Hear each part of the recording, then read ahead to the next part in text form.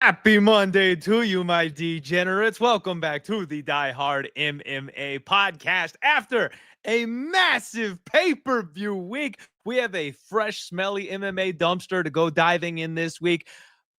UFC 321 was the worst pay-per-view of the modern MMA era. Can we just get that out of the way?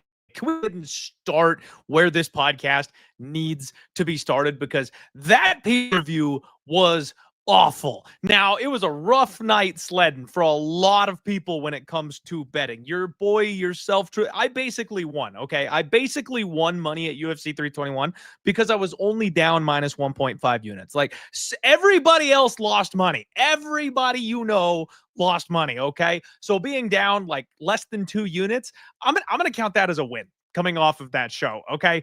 And can we just, one of the biggest things that's going on in the MMA world right now is everyone trying to figure out whether or not Tom was cheating and people calling him a quitter and all that. Guys, as MMA fans, we need to stop blaming the victims, okay?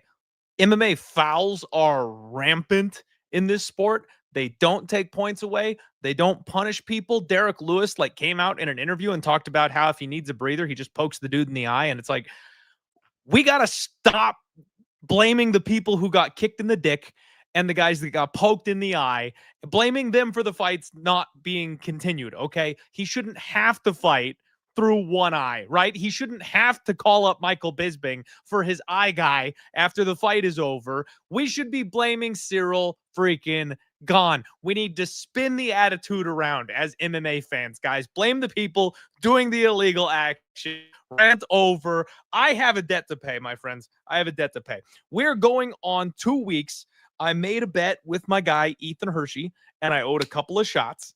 So there's an outside chance that this podcast goes off the rails this evening. I have a fresh bottle here. As you can see, it's nice and frozen there. That's the only way you can drink Fireball, guys. If you ever have Fireball, this stuff is poison. But you have to have it like ice cold. If it's anywhere near room temperature, it's the worst thing you've ever drank. I'm actually really disappointed in my local fries.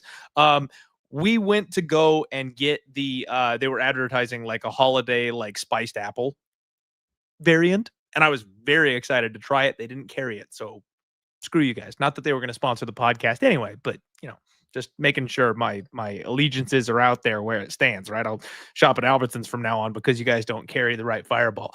Anyway, Ethan Hershey, my guy. I'm late. I apologize. Cheers. We're paying up for the loss. And it was a twofer. It was a twofer. Oh, my Lord. I don't drink this stuff as often as I used to, you guys. It doesn't go down as smoothly anymore. That's what happens when you stop being an alcoholic.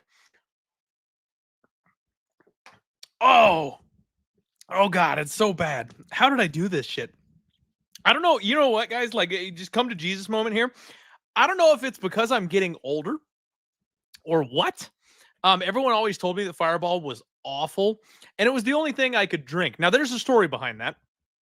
I was the principal's kid, so I never got invited to parties, right?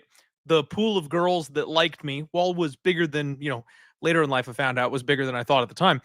It was pretty limited. Nobody wanted the principal's kid. Nobody wanted to kiss the guy that looked like the principal, right? You know what I mean?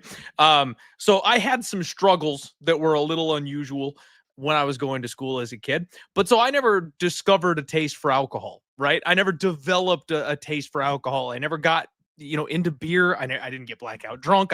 So I skipped that whole window of my life.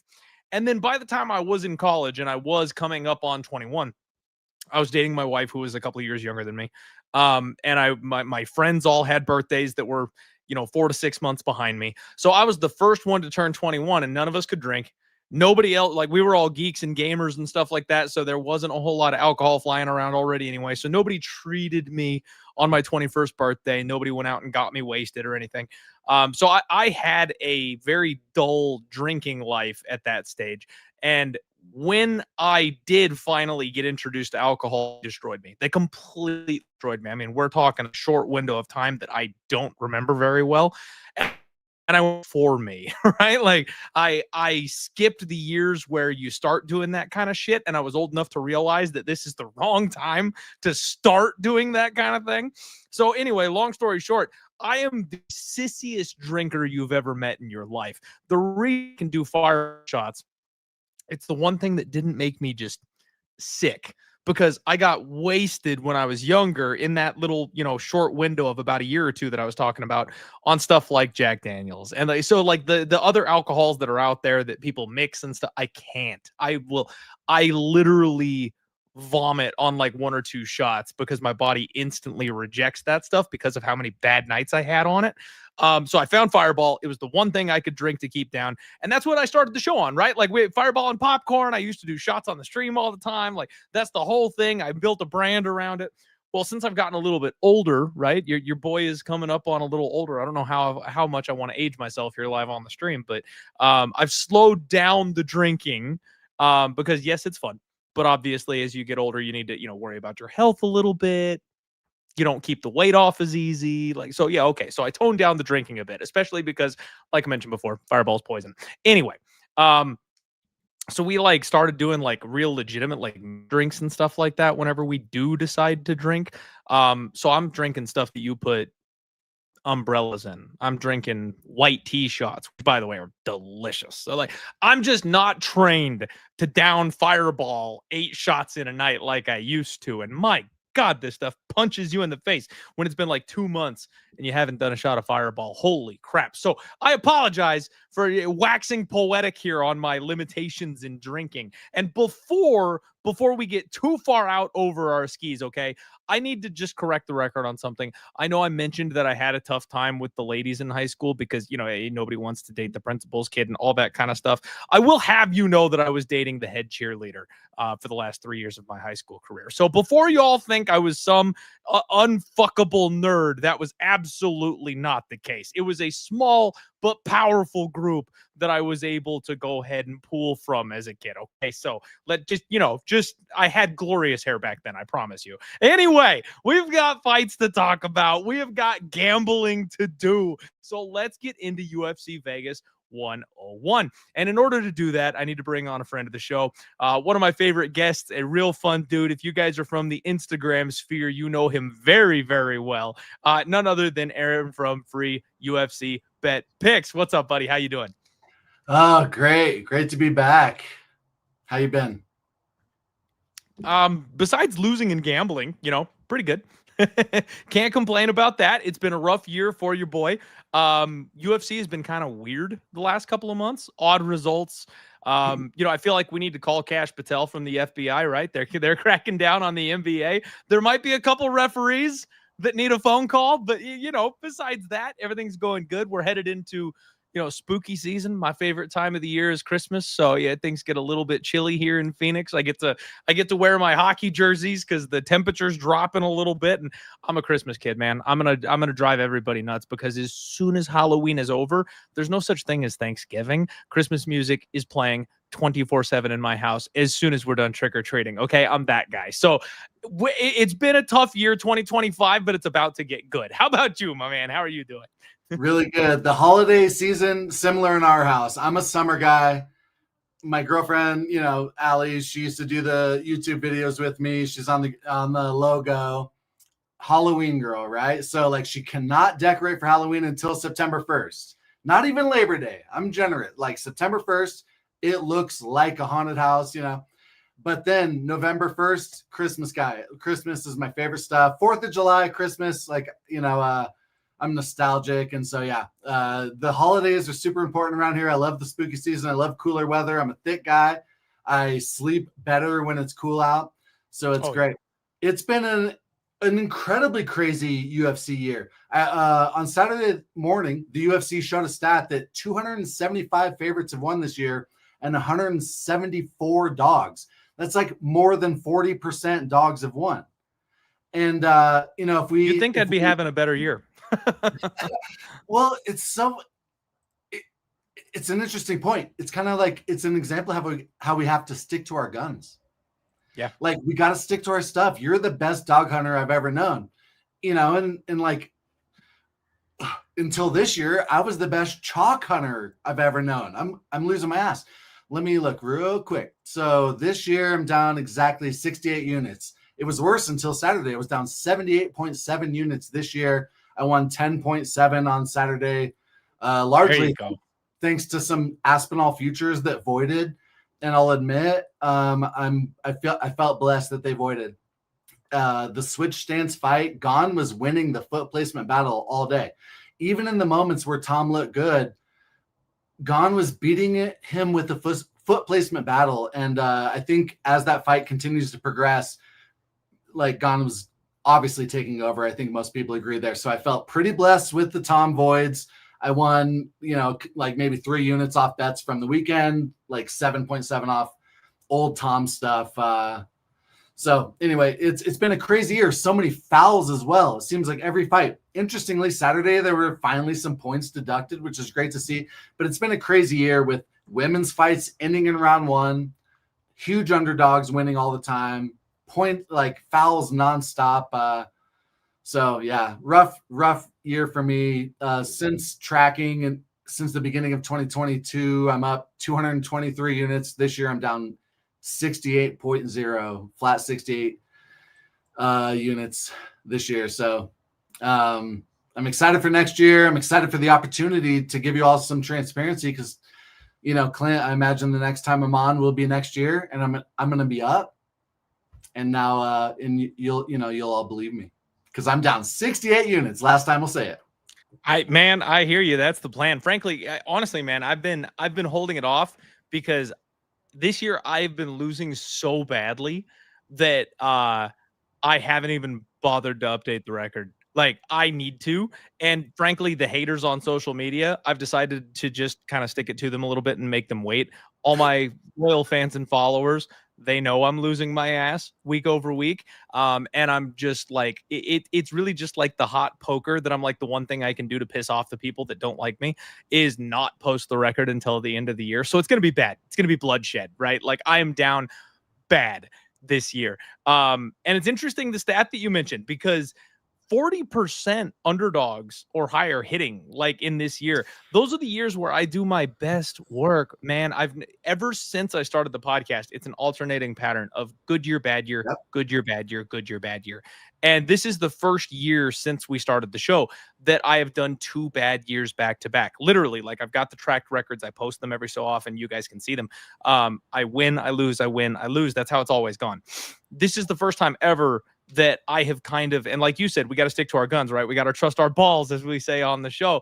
I have kind of tried to alter my strategy this year, and that has shot me in the damn foot.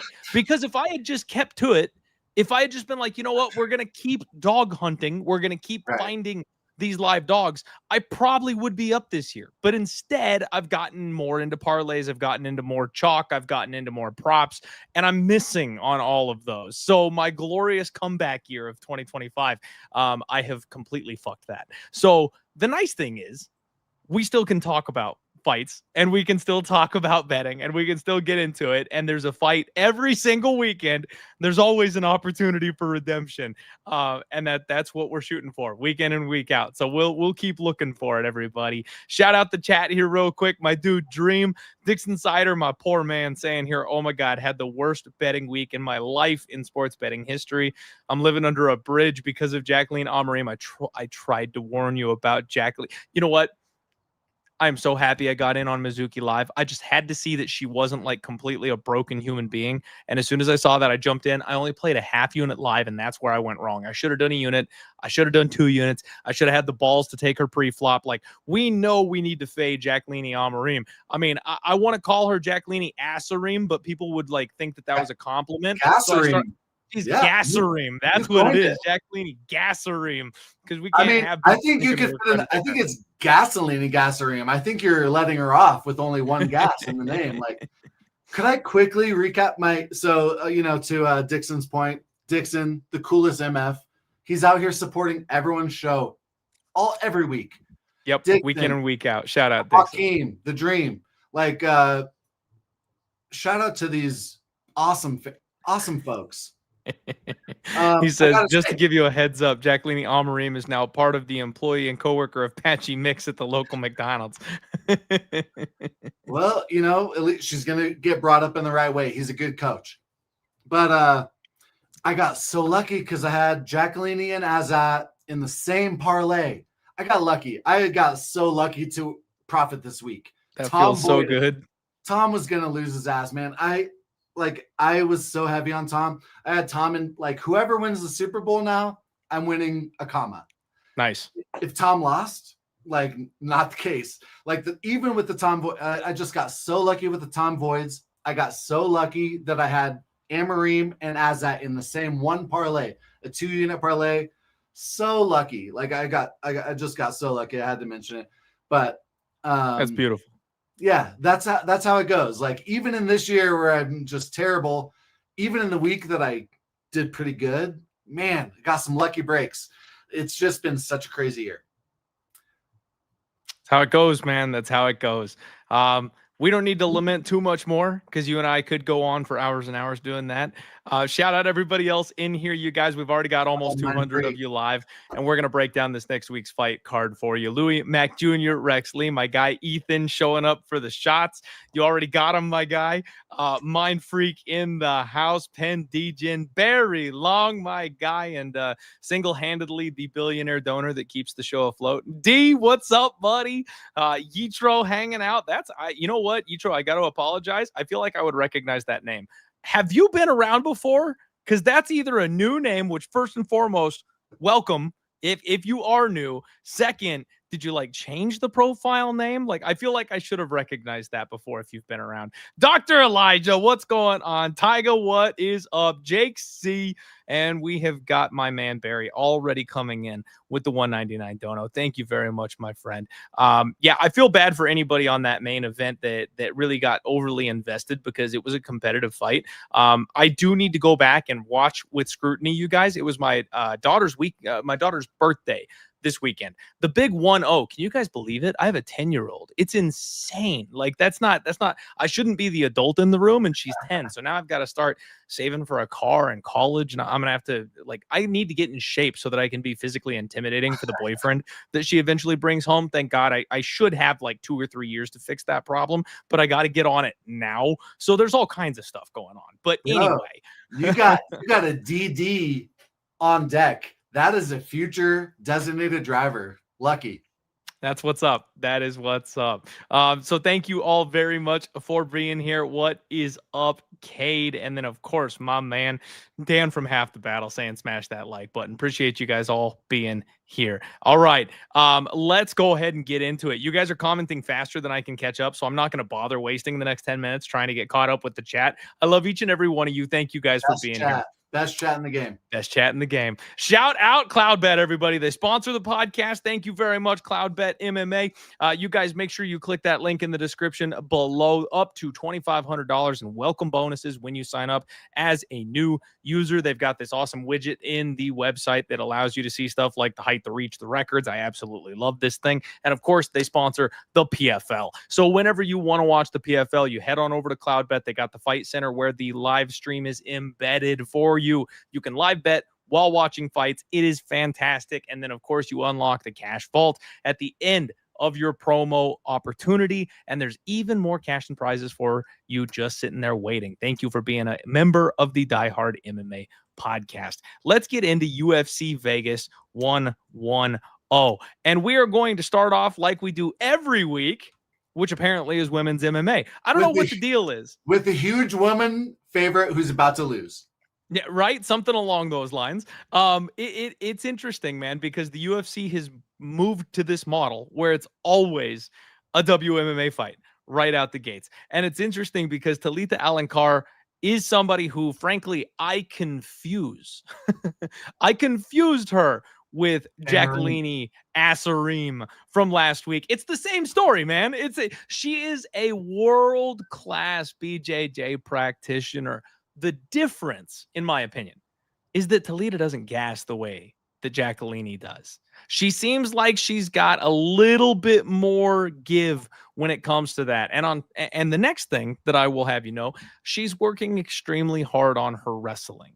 That's something where I feel like Amarim goes super hard. She looks for that early sub. She sells out for the armbar. And if she doesn't get it, like we've talked about time and time and time again, she's just dead. She's just dead in the water if she doesn't get it. Now, with this world-class grappler, Talita Alencar, you can see on her Instagram page, she is working her ass off when it comes to the grappling, man. She's 35 years old, so she is a little bit up there, and unfortunately, we're not going to get her best years because she is going to, fall off a cliff here in a couple of years just because of the age limit. But like, you run back their common opponent, Vanessa Demopoulos. Jacqueline Amarim had to cheat her way to an armbar win in that fight and was already slowing down and gassing.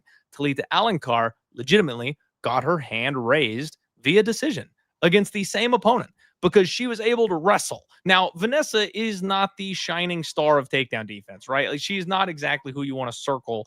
Apparently the dog is already going nuts here for the first fight of the night. She's not the person that you want to, circle and be like, okay, like if you can take down Vanessa Demopoulos, you know what you're doing. No, that she will accept bottom position, like, right? We don't want to confuse this here. It doesn't mean you're an incredible wrestler because you took down Vanessa Demopoulos. But again, it's the locking up 15 minutes that really kind of gets it for me here.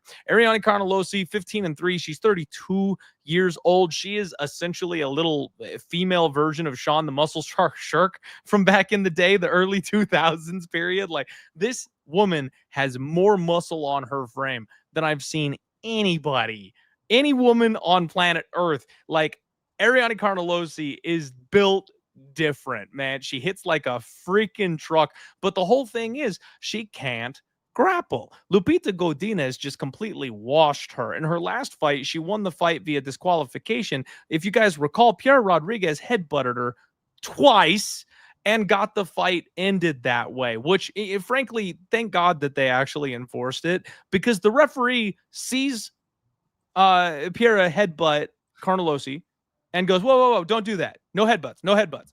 And she like goes, yeah, okay. She like does it immediately again. Like, what? You made eye contact with the ref. What are you doing?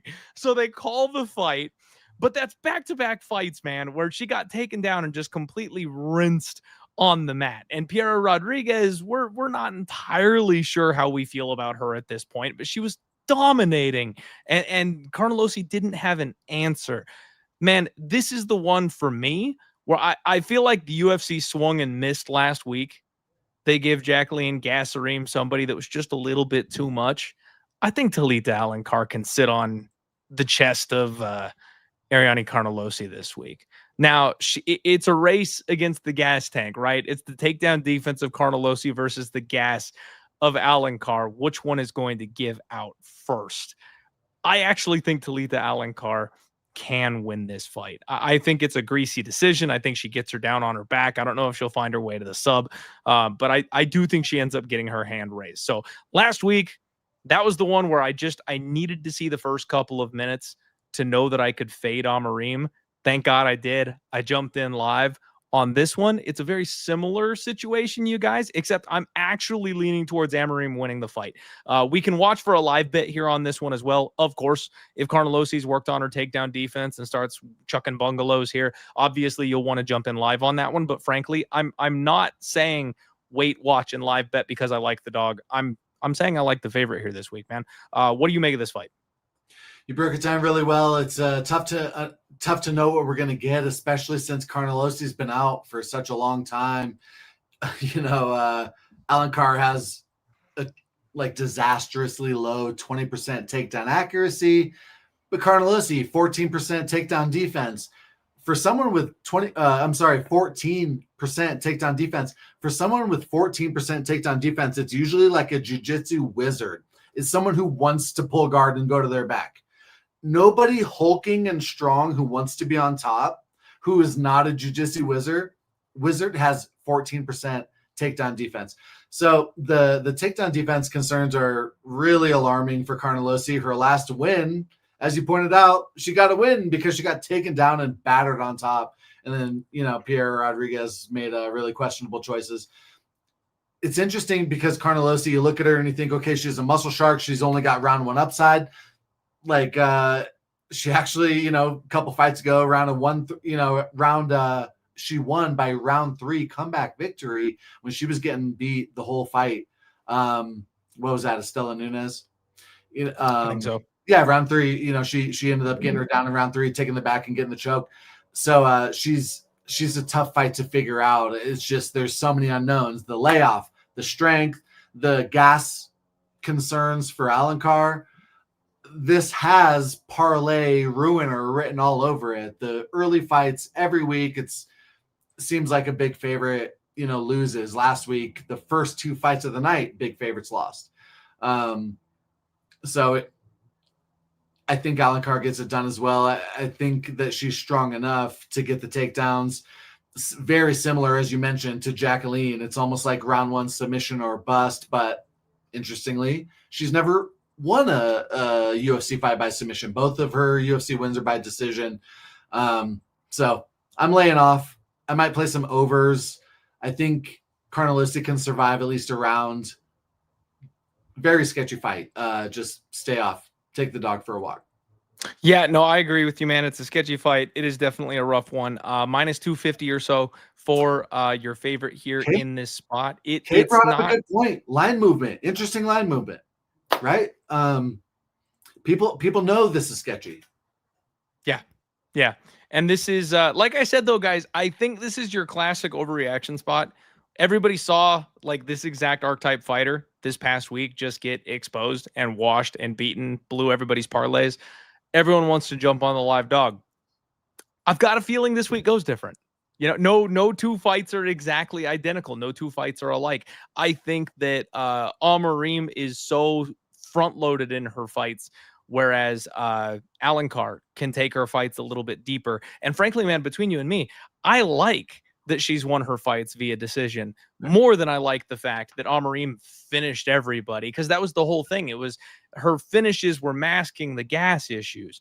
We know Alencar can go 15 minutes, and that's what she's going to have to do here. So she can finish if she gets the right position. She can finish if she gets a dominant spot. So maybe you can sprinkle the sub prop, but if she needs to lock this girl down for 2 rounds and get her hand raised, she can go out there and do that. So she's a more reliable favorite at a lower number than last week, in my opinion. We'll see what happens. So for me, it's favorite or pass. We'll see what ends up happening with this one. The decision prop, probably the best way to look at it. I'm not calling for the sub here. But similar in a couple ways to the Mizuki fight and the Luciano fight, where if she can't get takedowns, she's probably going to lose on the feet. Carnelossi is not great on the feet, but she's forward pressing, right? She's short, she's stocky, she's moving forward, she's feinting, she's getting low. She sits down on stuff. Even if she misses a punch, it looks good, right? Like it looks like she put her butt into it, right? And so it's just a very similar matchup to like some big time parlay ruiners in these last handful of fights across these fighters. Absolutely. Shout out my guys from Bookie Beatdown, right? Cody and Sean. Paul, Cody and Paul. The CF dot model. You just bet the dog in the women's MMA fights, man. Blindly throw that dart. All right, guys. Next fight up, we got the Fresh Prince Phil Rowe taking on Sung Hyung Ko. Phil Rowe just absolutely destroys me, man. This guy makes me so frustrated. It's not even funny. I was there for the rise of Phil Rowe. He's 35 years old now.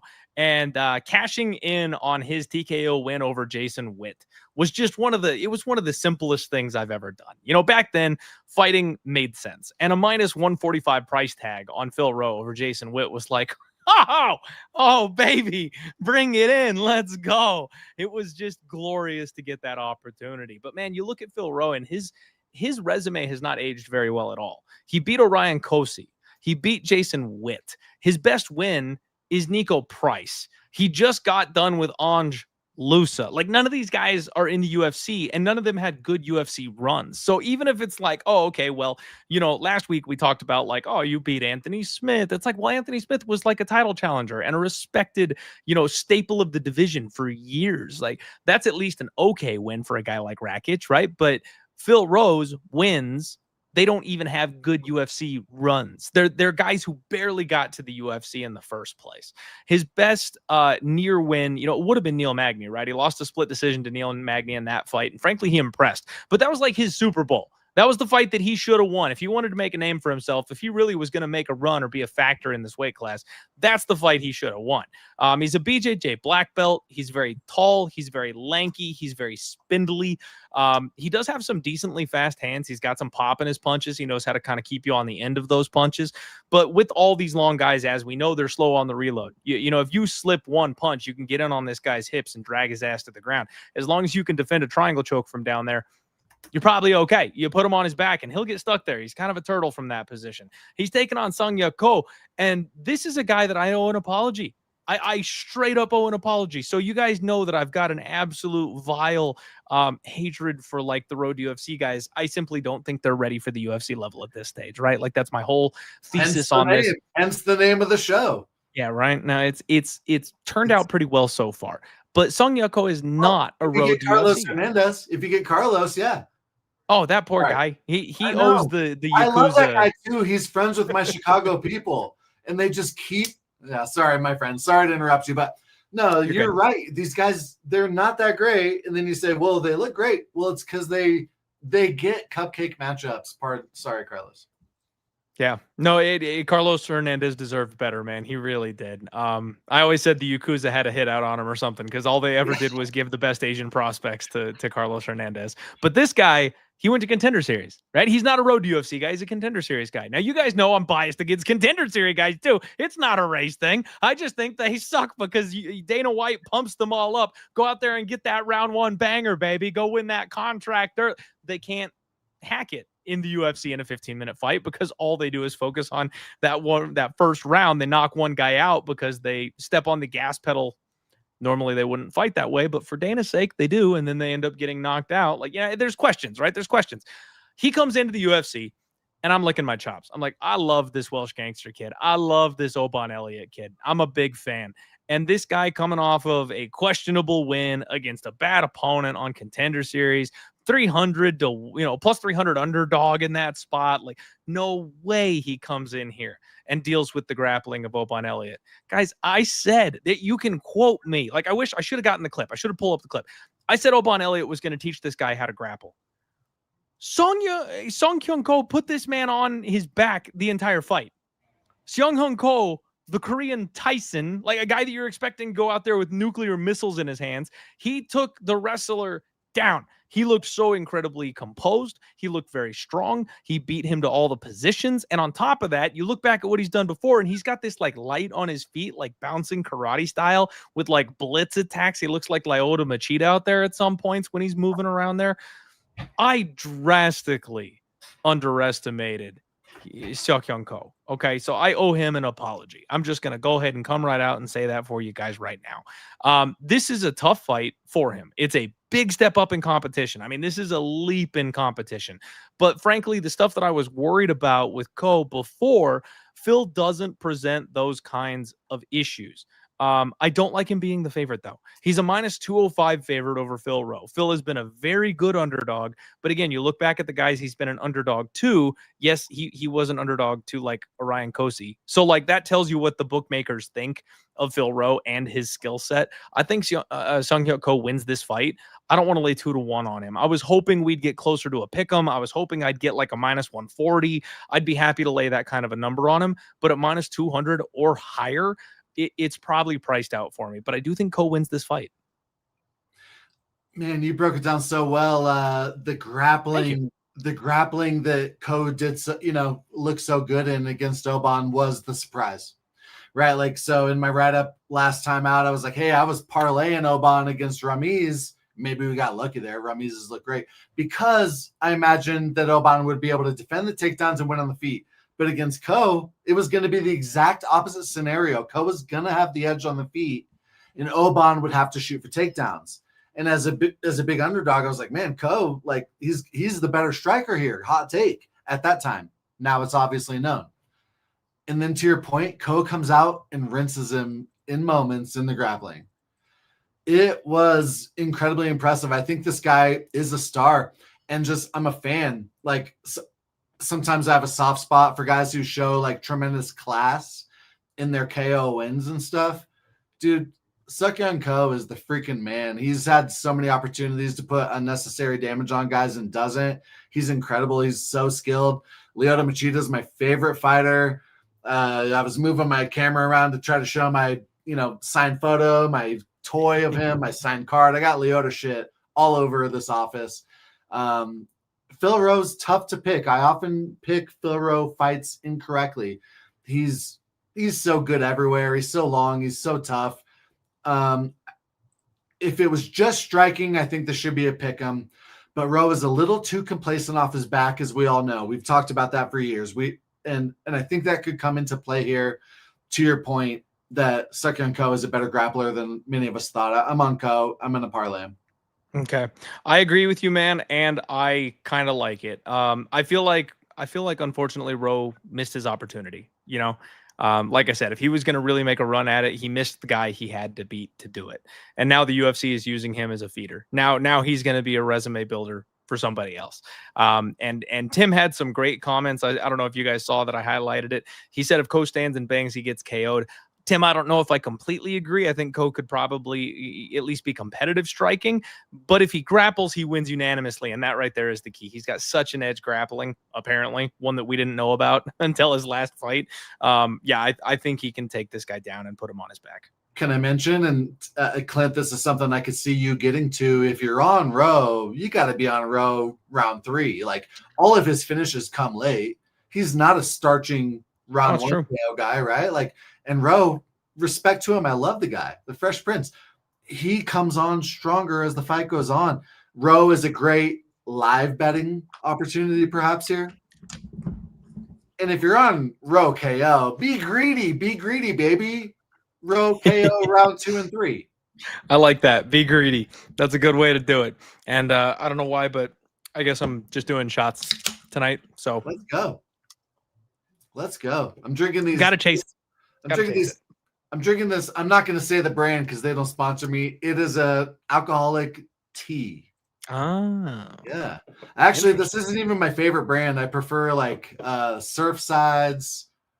There's some bomb ones, but yeah, no carbonation. Oh, interesting. All right. Yeah, no burping. That is a plus side for sure. All right, guys. Can I ask? We're getting lit. It's Monday night. All right. Can I ask? We're off the rails. Let's go. Can I ask? I told you previously you have to watch Willow. Have you watched Willow? Mad Mardigan is in the chat. Have you watched this incredibly classic Lucasfilms movie? All right, that's a no. It's all right. You gotta watch it. Willow is a classic, bro. Willow is a classic. Mad Mardigan. Are you talking about like the 1988 Willow? Yeah, bro. Like, okay, I saw that. I'm not talking about. Yeah, of course. All the movies I'm talking about are from '88. I saw it when I was like 12. So like, I'd have to like find a copy. My boy Kyle, we grew up with, handsome devil, cool guy. He was a little short. We used to call him Peck. Nice. I like it. No, we'll have to rewind the clock and work on that one. Me and my wife just got done putting my daughter through the Adam Sandler collection. We went back and watched all like the original Adam Sandler movies. We saved a couple of the more inappropriate ones, give her a couple of years before she can watch those, but we watched all the ones that were okay. So that's kind of the kick that we've been on right now. We're working our way through the comedies. I was pleasantly surprised. I was happy with the new Happy Gilmore because I grew up watching Happy Gilmore on VHS. So, dude. I'm glad to hear that because so many people, when I said I was watching Happy Gilmore 2, they were like, oh, it's so bad. It's this. I'm like, guys, it's exactly what it was supposed to be. It was Happy Gilmore 1 with a like ridiculous push.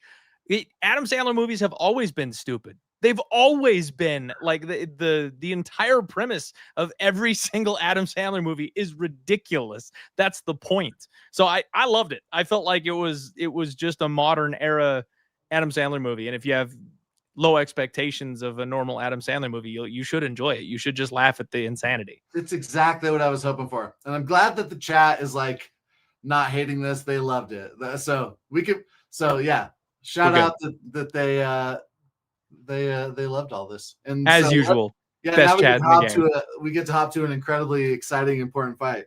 Oh, it is so exciting. This one is a good one. I should do another shot for this one because I'm going to need it to get through it.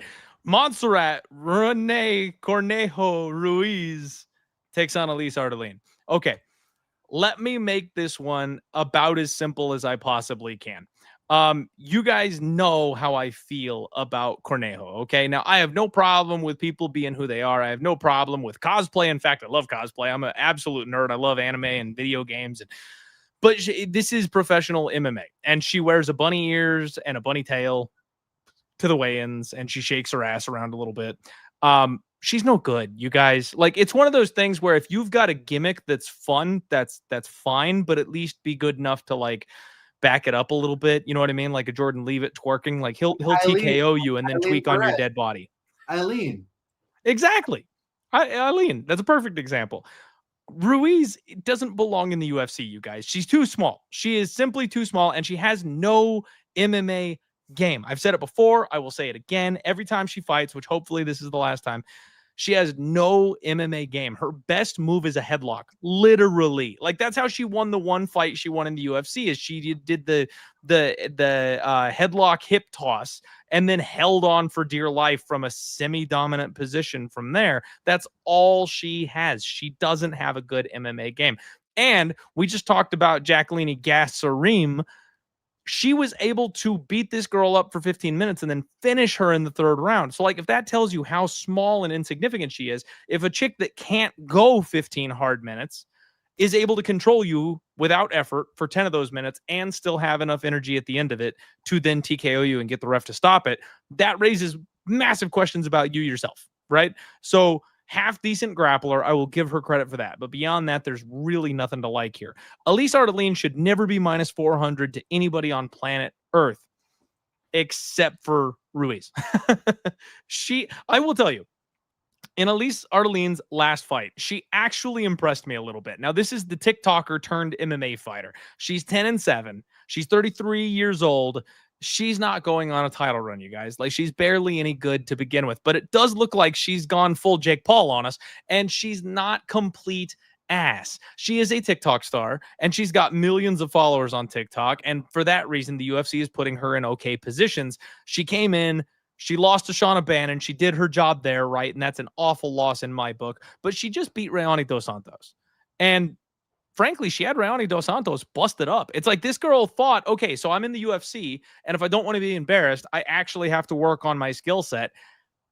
And she came out and boxed this girl up. I was impressed with her hands, man. I was shocked at how good she looked striking in that fight. She's going to massacre Ruiz because Ruiz is going to be too small to take this chick down. She's big, she is strong, she is physical, and Ruiz won't have a shot at heading, tossing her with a head, like a headlock or something. Yeah. That's just not going to work. And then when they're on the feet, this girl is going to touch her up, and Ruiz is never going to have an opportunity to throw back.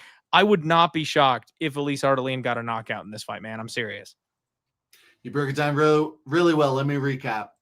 If Cornejo has any good moments, it's going to be in the first 1 minute getting a head and arm throw.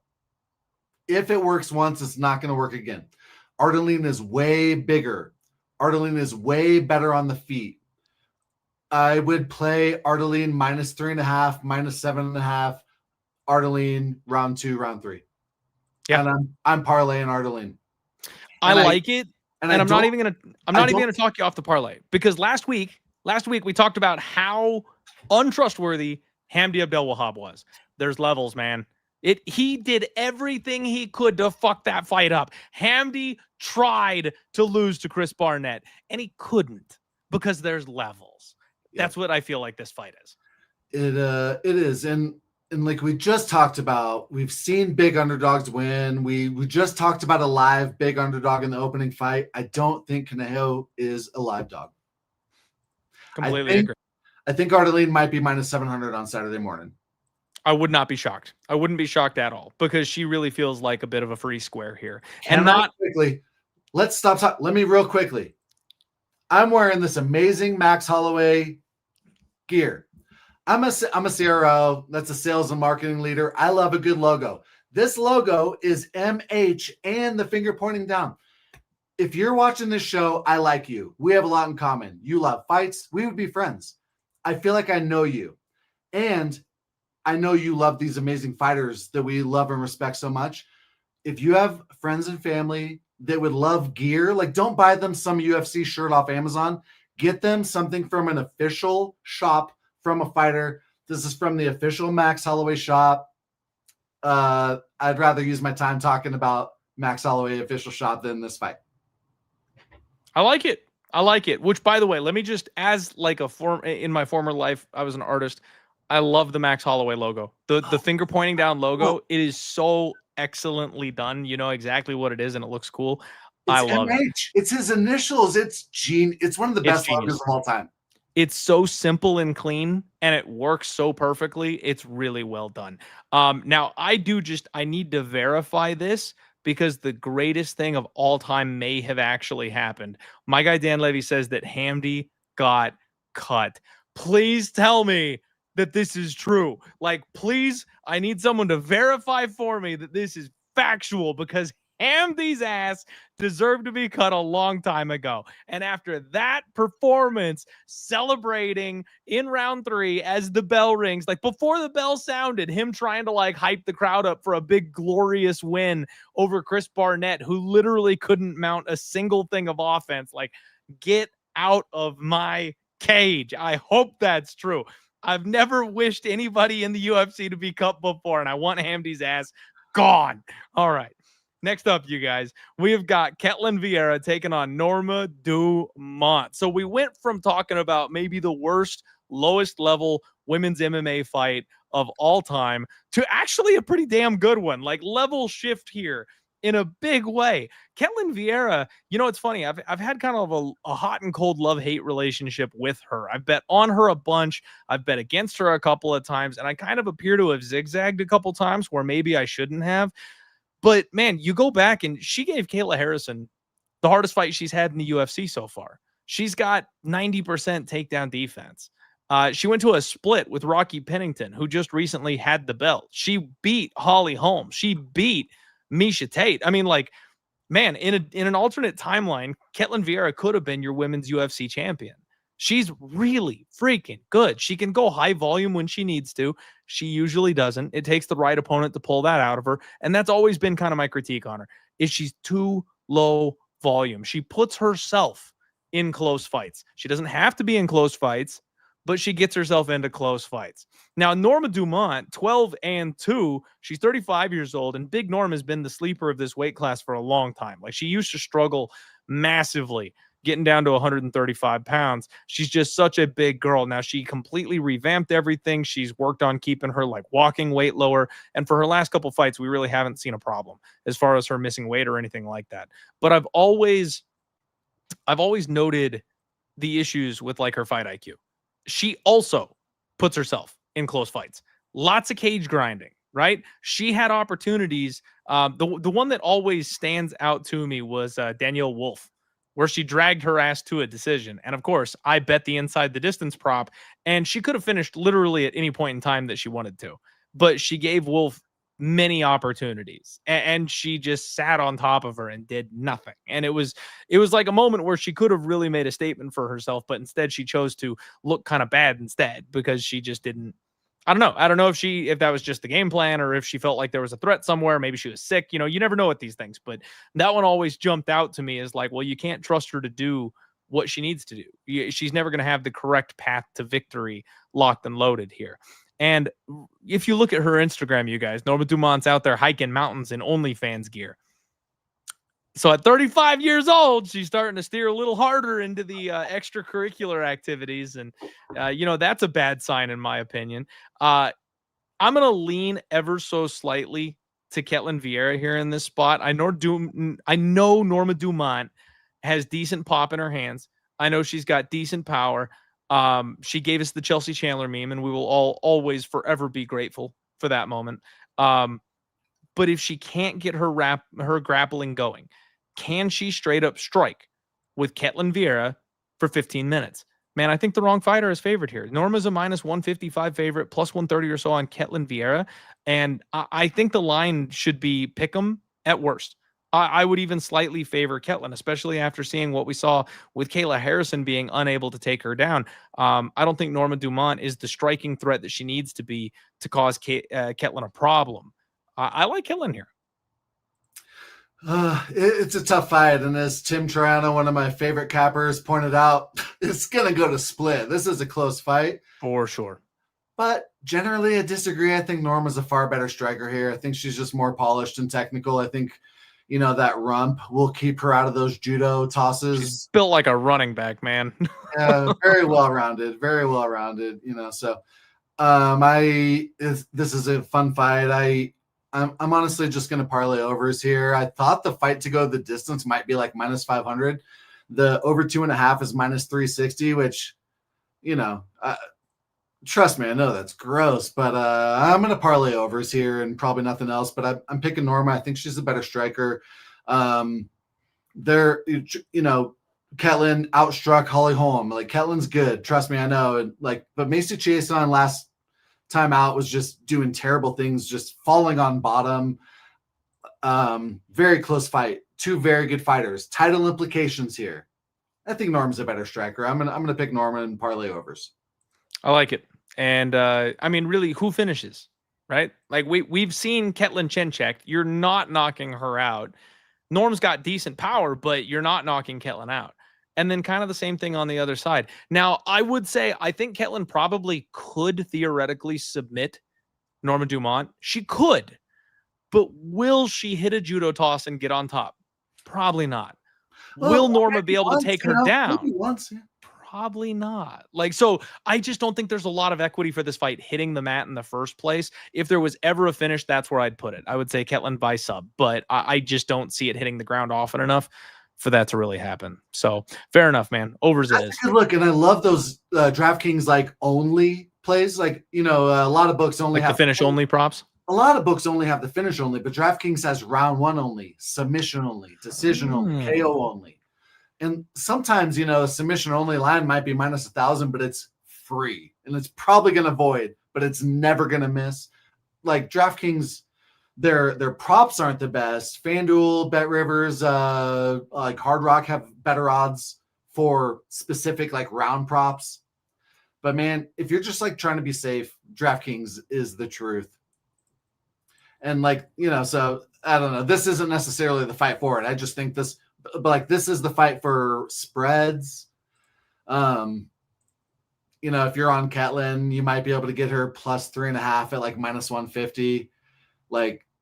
I think that'd be the way to go. Either way, you're bet the decision prop and get better odds. Yeah. I do have to shout out my guy Tim in the chat here one more time, though. That's a good point, because Dumont did absolutely destroy Aldana and had her cut up worse than we've ever seen. I mean, that looked like a horror movie, and that fight absolutely should have been stopped. I didn't give her the credit for that as far as her offense on the feet. And frankly, the Irene Aldana loss from Ketlen Vieira, that big left hook in round one all the way back in 2019. Dude, I forgot about that. I didn't go back that far. I completely forgot that happened. So Tim with a couple of points that I'm like, okay, all right, fair enough. There's maybe a little bit more on the Norma Dumont side of things that I was not giving credit for. As you guys know, I have no problem admitting when I'm wrong or when I've missed something, and that's fair. Dan doing the research that we all so desperately need. Dumont ain't posting nudes on OnlyFans. It's just training footage. And that's, man, we have yet to have a true ruling on the OnlyFans. It's is it an OnlyFans period, or is it spicy content on OnlyFans that dictates the fade. Well, even Corey Sandhagen lost last time out, and he made $2 million off his balls. So that's my point. That's my point. That you got Corey Sandhagen on there out there losing on OnlyFans. So it's like I kind of feel like it's any OnlyFans, but I'll let you guys figure that one out. I'm a married man, so I don't do the research to find out who is spicy and who is not. But it's a good note from my guy Dan. Appreciate you, buddy. Next up, you guys, I'm pissed. I'm so pissed, Aaron. I hate this fight. I hate it so much. I'm excited. But how do we not get Zach Reese versus Sedriques Dumas?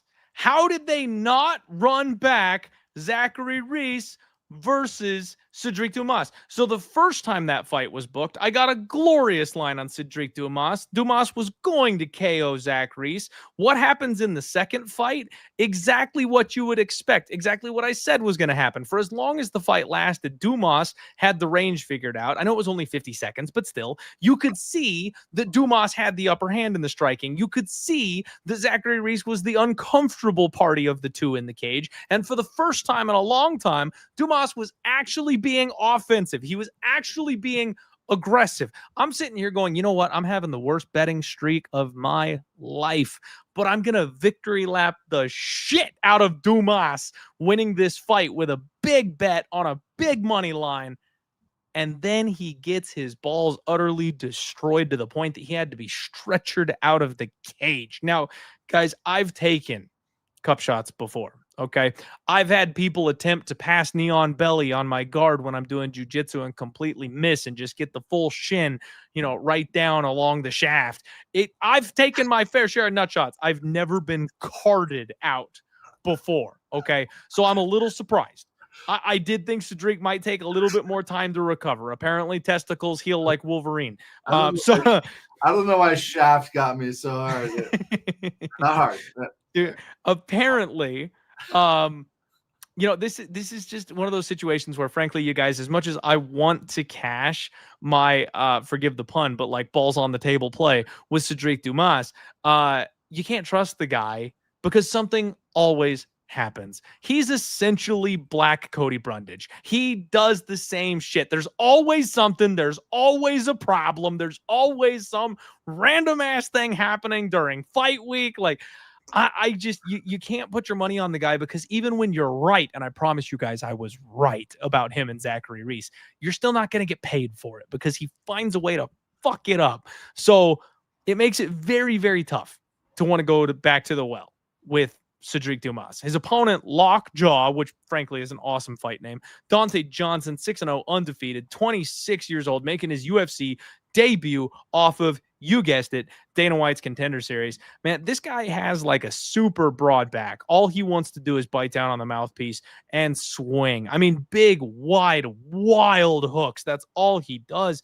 And you look at the guys that he's beaten, like the records are just awful, man. His opponent on Contender Series was 7-4, and that's the best guy he's got. There's like a 3-0 guy, a 3-11 guy, an 0-2 guy, a 6-7 guy.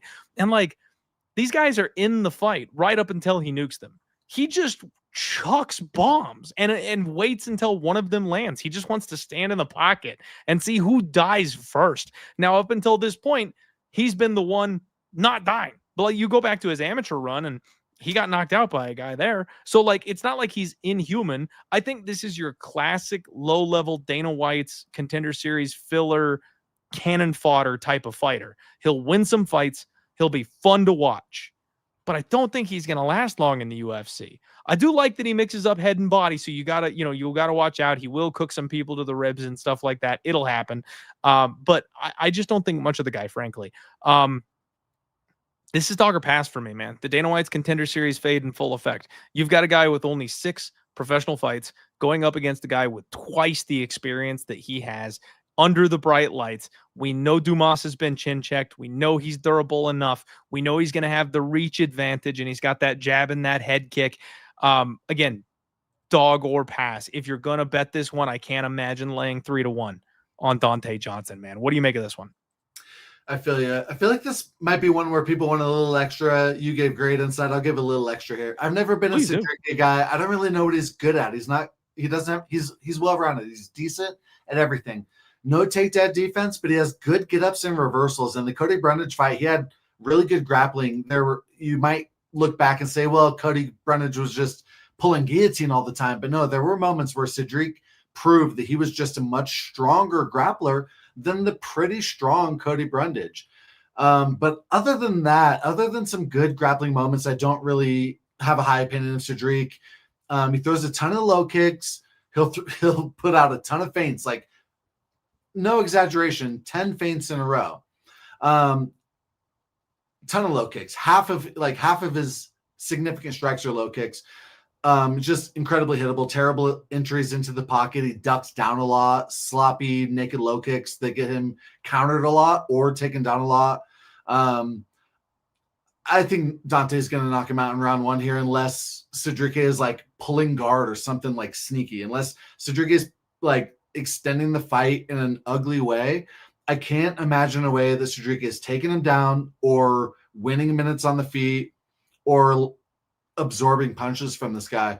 In his Contender Series fight, I said he would get a knockout in under 3 minutes. He got it in 1 minute and change. I think Donte is going to get a round 1 KO here.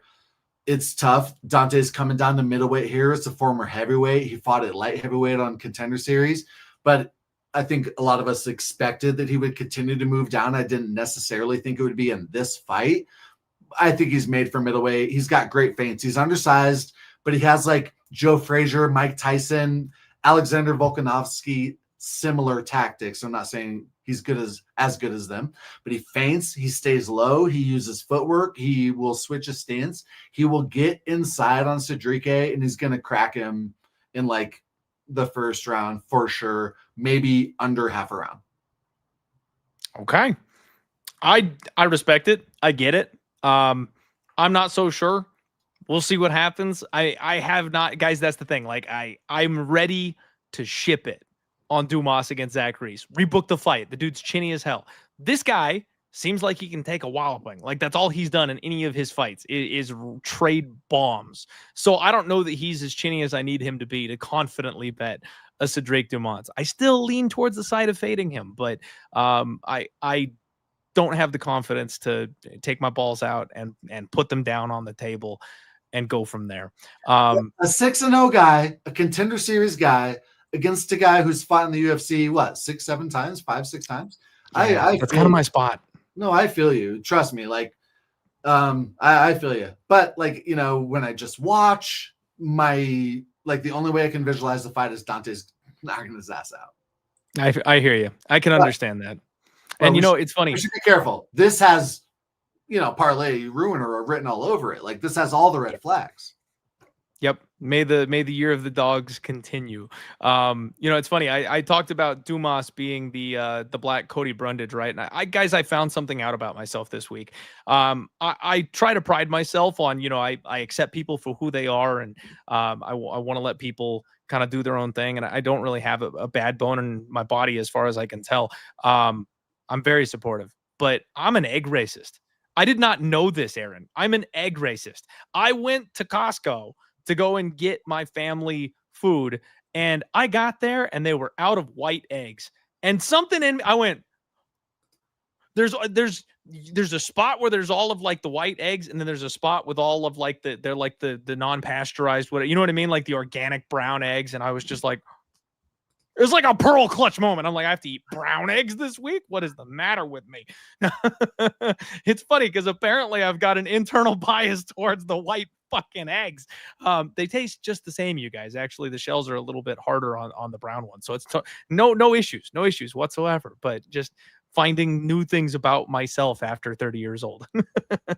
Man, I'm like the opposite way. I don't even know why. I just feel like they're fancy. Give me a blue, give me a brown. I just feel like I'm Salt Bay, I'm like, look at this egg that I cooked up. Way better. How do we even develop these things though? I'm like, I would have never even thought about it, but I've always had white eggs my whole life. So the moment that I was like, you can't have your white egg, it's the shell. It's the fucking shell. Like the egg is the same. That's why I feel fancy. I'm like, I had white eggs my whole my whole broke ass life. Now I'm getting them brown eggs. Yeah. Hell yeah. It's a levels thing. That's how I need to think about this. It's a levels thing. I can afford the brown eggs, baby.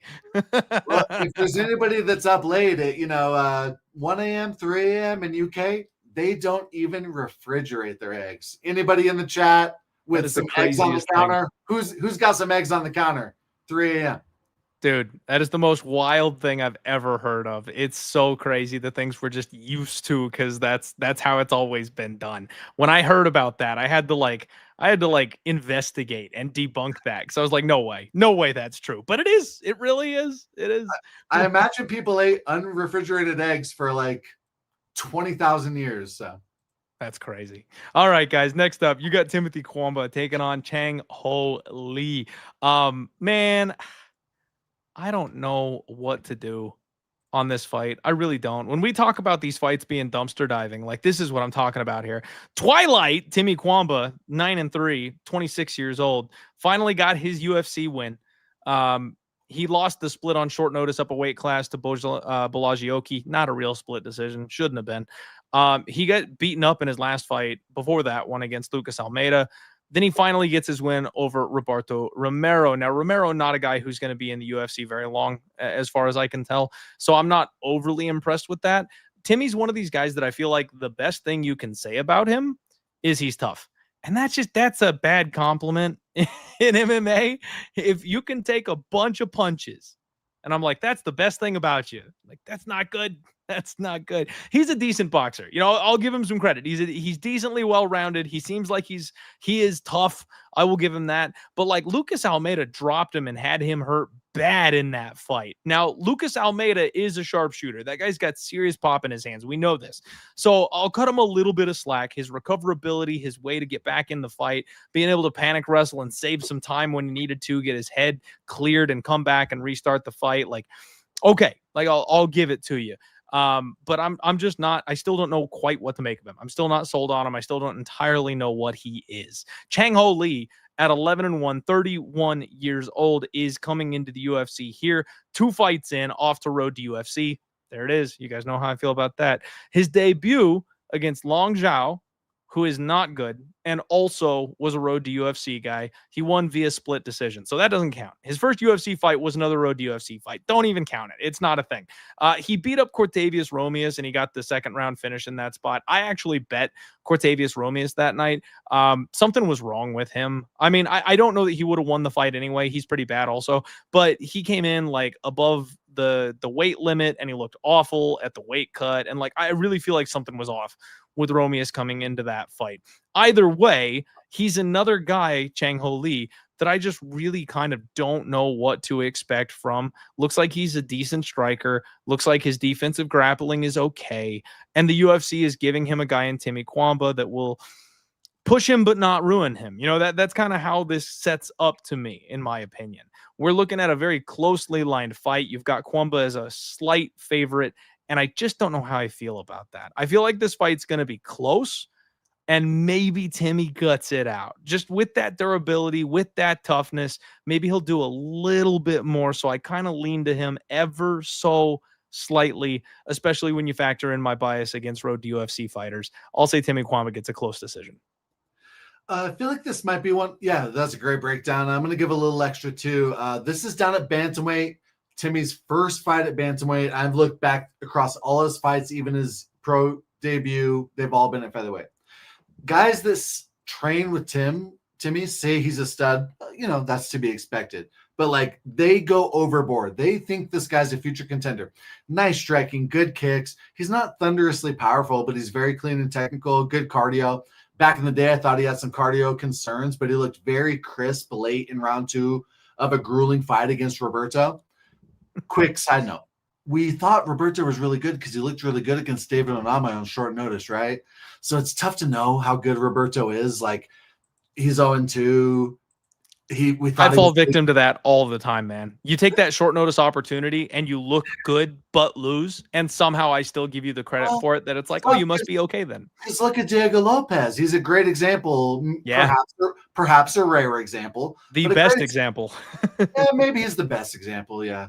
Because oftentimes we do overrate these guys, but it's just the good lesson is we can't be too certain, right? And so, it's just tough to know. But overall, Cuamba's a good striker. We know that. Very good striker. His early losses in his career were by submission. But, man, I tell you, his submissions, pardon, his scrambles, and I think his submission defense are vastly improved. He had some really good scrambles against Oki, and he showed some pretty good takedown defense on Contender Series. He has 80% takedown defense that I thought was overrated because Vogel on Contender Series was just spamming unsuccessful takedowns, but it looked good. He stuffed all 3 takedowns of Roberto Romero. He trains with top guys, really good striker. Like, Cuamba's good. I think he was overrated, and now I think he's underrated. Chang Ho Lee, just a really good wrestler. I know he's a road to UFC guy. A lot of times these guys can't get takedowns at the UFC level, but this guy's good. He's not like submission over position. He's heavy. He's strong. He's systematic. He works his takedowns in a really slow, kind of Dagestani way. On the feet, he's really wild and terrible. He's looping. He's not fast. Terrible footwork. Always losing the foot placement battle. Incredibly hittable. He's terrible on the feet. This fight 100% comes down to Cuamba's takedown defense, and I don't know how you could be too confident either way. Historically, Timmy's weaknesses were his chin, his cardio, and the ground game. He's coming down to 135 here. Maybe his ground game is better at 135. Maybe he's stronger. Maybe he fights off the takedowns here and pieces Chang Ho Lee up like embarrassingly. But maybe his cardio and chin concerns are like exacerbated here. I could see it round 1 Timmy KO or round 1 submission for Chang. I could see a close decision. This, I think, is the toughest fight, and I can't even like pick an over or an under or a prop. I'll pick Chang. I think he can get the takedowns here.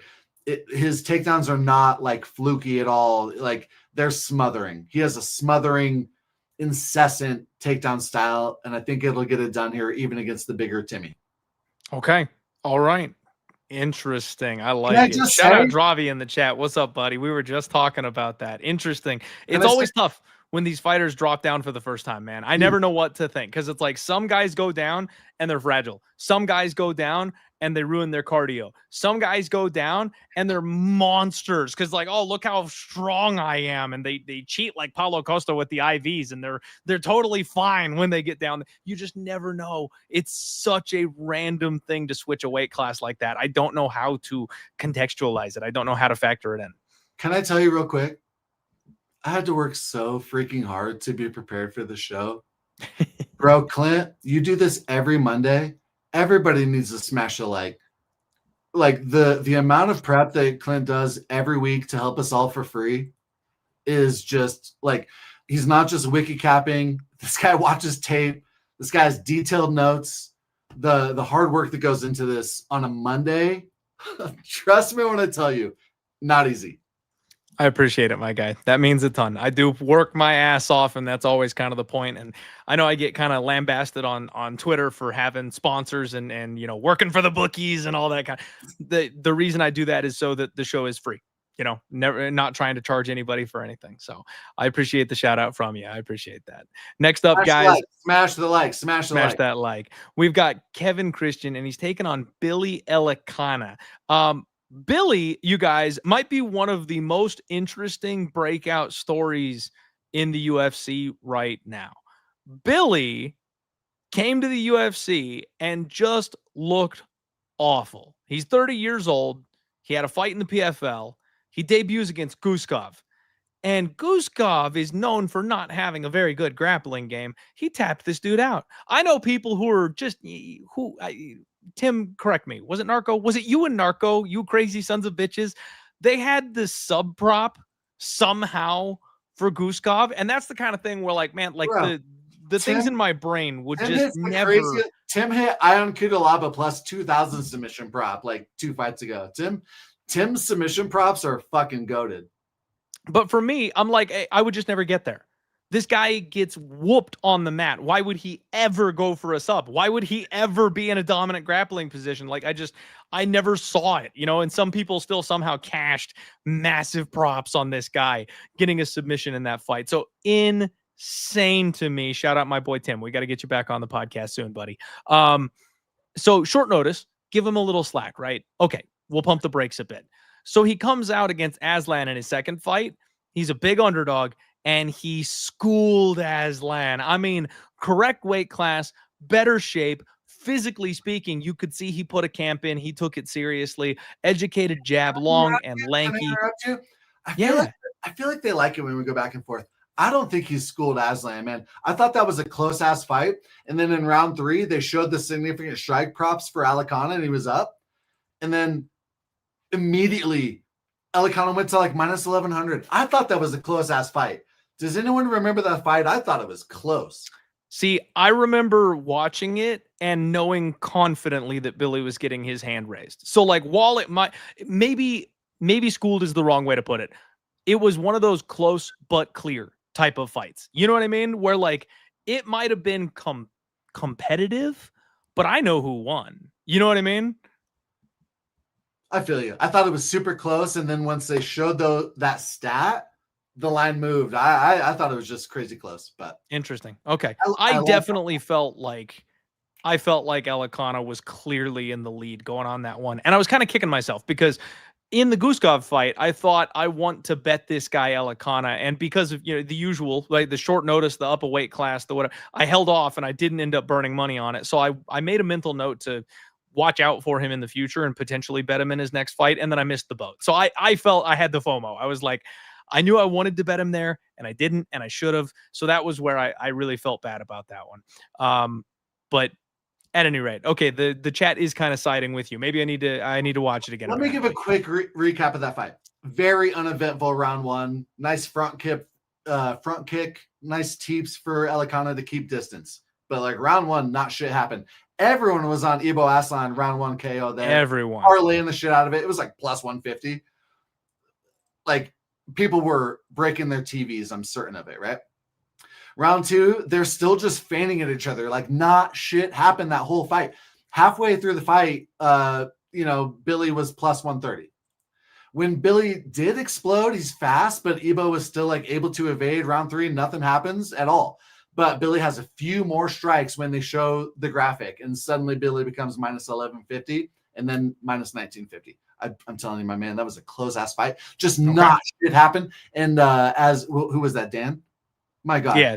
Don't go watch that tape. Do not watch it.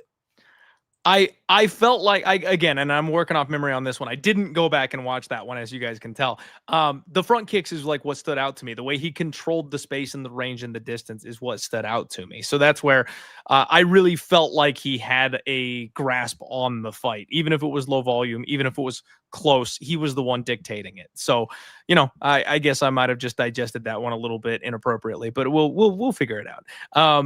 His opponent here, Kevin, is 30 years old, 9-2. And he's coming in, you guessed it, off Dana White's Contender Series. He's an LFA veteran. This dude's got a 100% finish rate. That's wins and losses. He's got a couple of losses. He got finished in both those. He's got 9 wins. They're all inside the distance. He's another really lanky guy. We've got this trend right now in the UFC. They're signing every single tall, skinny bastard they can get their hands on right now. Looks like he's extremely heavy on his feet. This was a weird fight on Contender Series, you guys. He looked frozen. He looked stuck in the mud. Like, I can't describe it any other way except that he legitimately just like stood there. When he decided to go, he had a very long, like, jousting style stabbing jab, but it was one at a time. He was explosive when he kicked. He did get taken down. He showed some fast hips. It looks like he's very dangerous off of his ground for a guy that size. But he was coming in off a long layoff, and I don't know if it was ring rust or what it was, but he just looked like he was incredibly uncomfortable that whole fight. So he gets signed, and now he gets this opportunity here against Billy. And I couldn't tell you what to do with this fight. I think Kevin probably has a power advantage, but I think Billy also is kind of checked out in the durability side of things.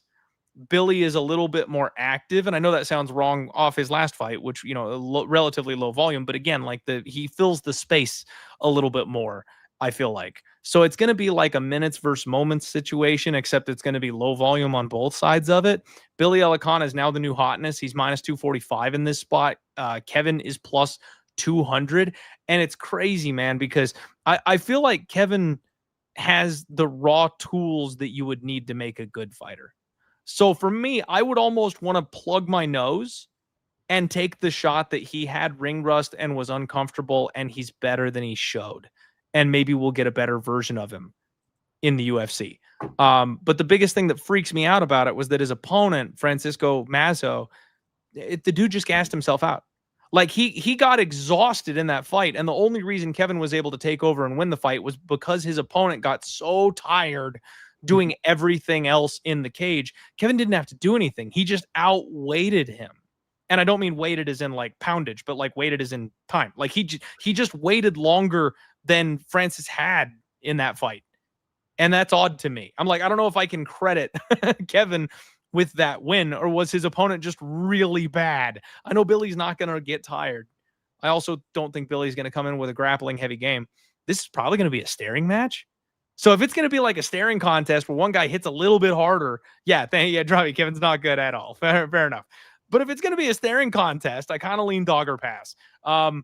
I'm not touching this fight, man. I'm not touching this fight. I will say Billy wins the fight, but I have no confidence in either side of this one, and I'm not laying minus 250 on Billy here. All right, I got to be super safe the rest of the year. I'm down 68 units. A week ago, I was like, I have to profit 12 units a week to make it even. Like, I got to be safe. And I think Elekana's a lock here. Christian's been out for a year. There's some unknowns. All right. He's a great jiu-jitsu player, and his striking is improving. And like, God only knows what's happened over the last year, right? But man, his striking is terrible. He's like a baby deer, like a baby giraffe. This is going to be like a mongoose or like a wolverine, just like a nature show terrorizing a baby giraffe or a baby deer. Like this guy's just too tall, too upright, terrible footwork, like zero head movement, content to play off his back. Elekana, I've had a respect for him for a while. I thought Aslan would beat him, but like I didn't bet Aslan. I've had respect for this guy for a while. I've had my eye on Elekana for a while. I think there was a time where he was gonna fight in the UFC and then didn't. Like there was a time where I watched tape on him like 2 years ago, and then it ended up being pointless, and then it paid off. I've known for a while Elekana's good. He's not great. He's got a very bouncy karate style, good kicks, very technical, never looping. He does not waste energy. He's got great cardio. Even in grueling fights, it's not just like in his sparring point fighting fights where he has good cardio. He's had like some like fights where he had to fight off takedowns, and he has shown good cardio.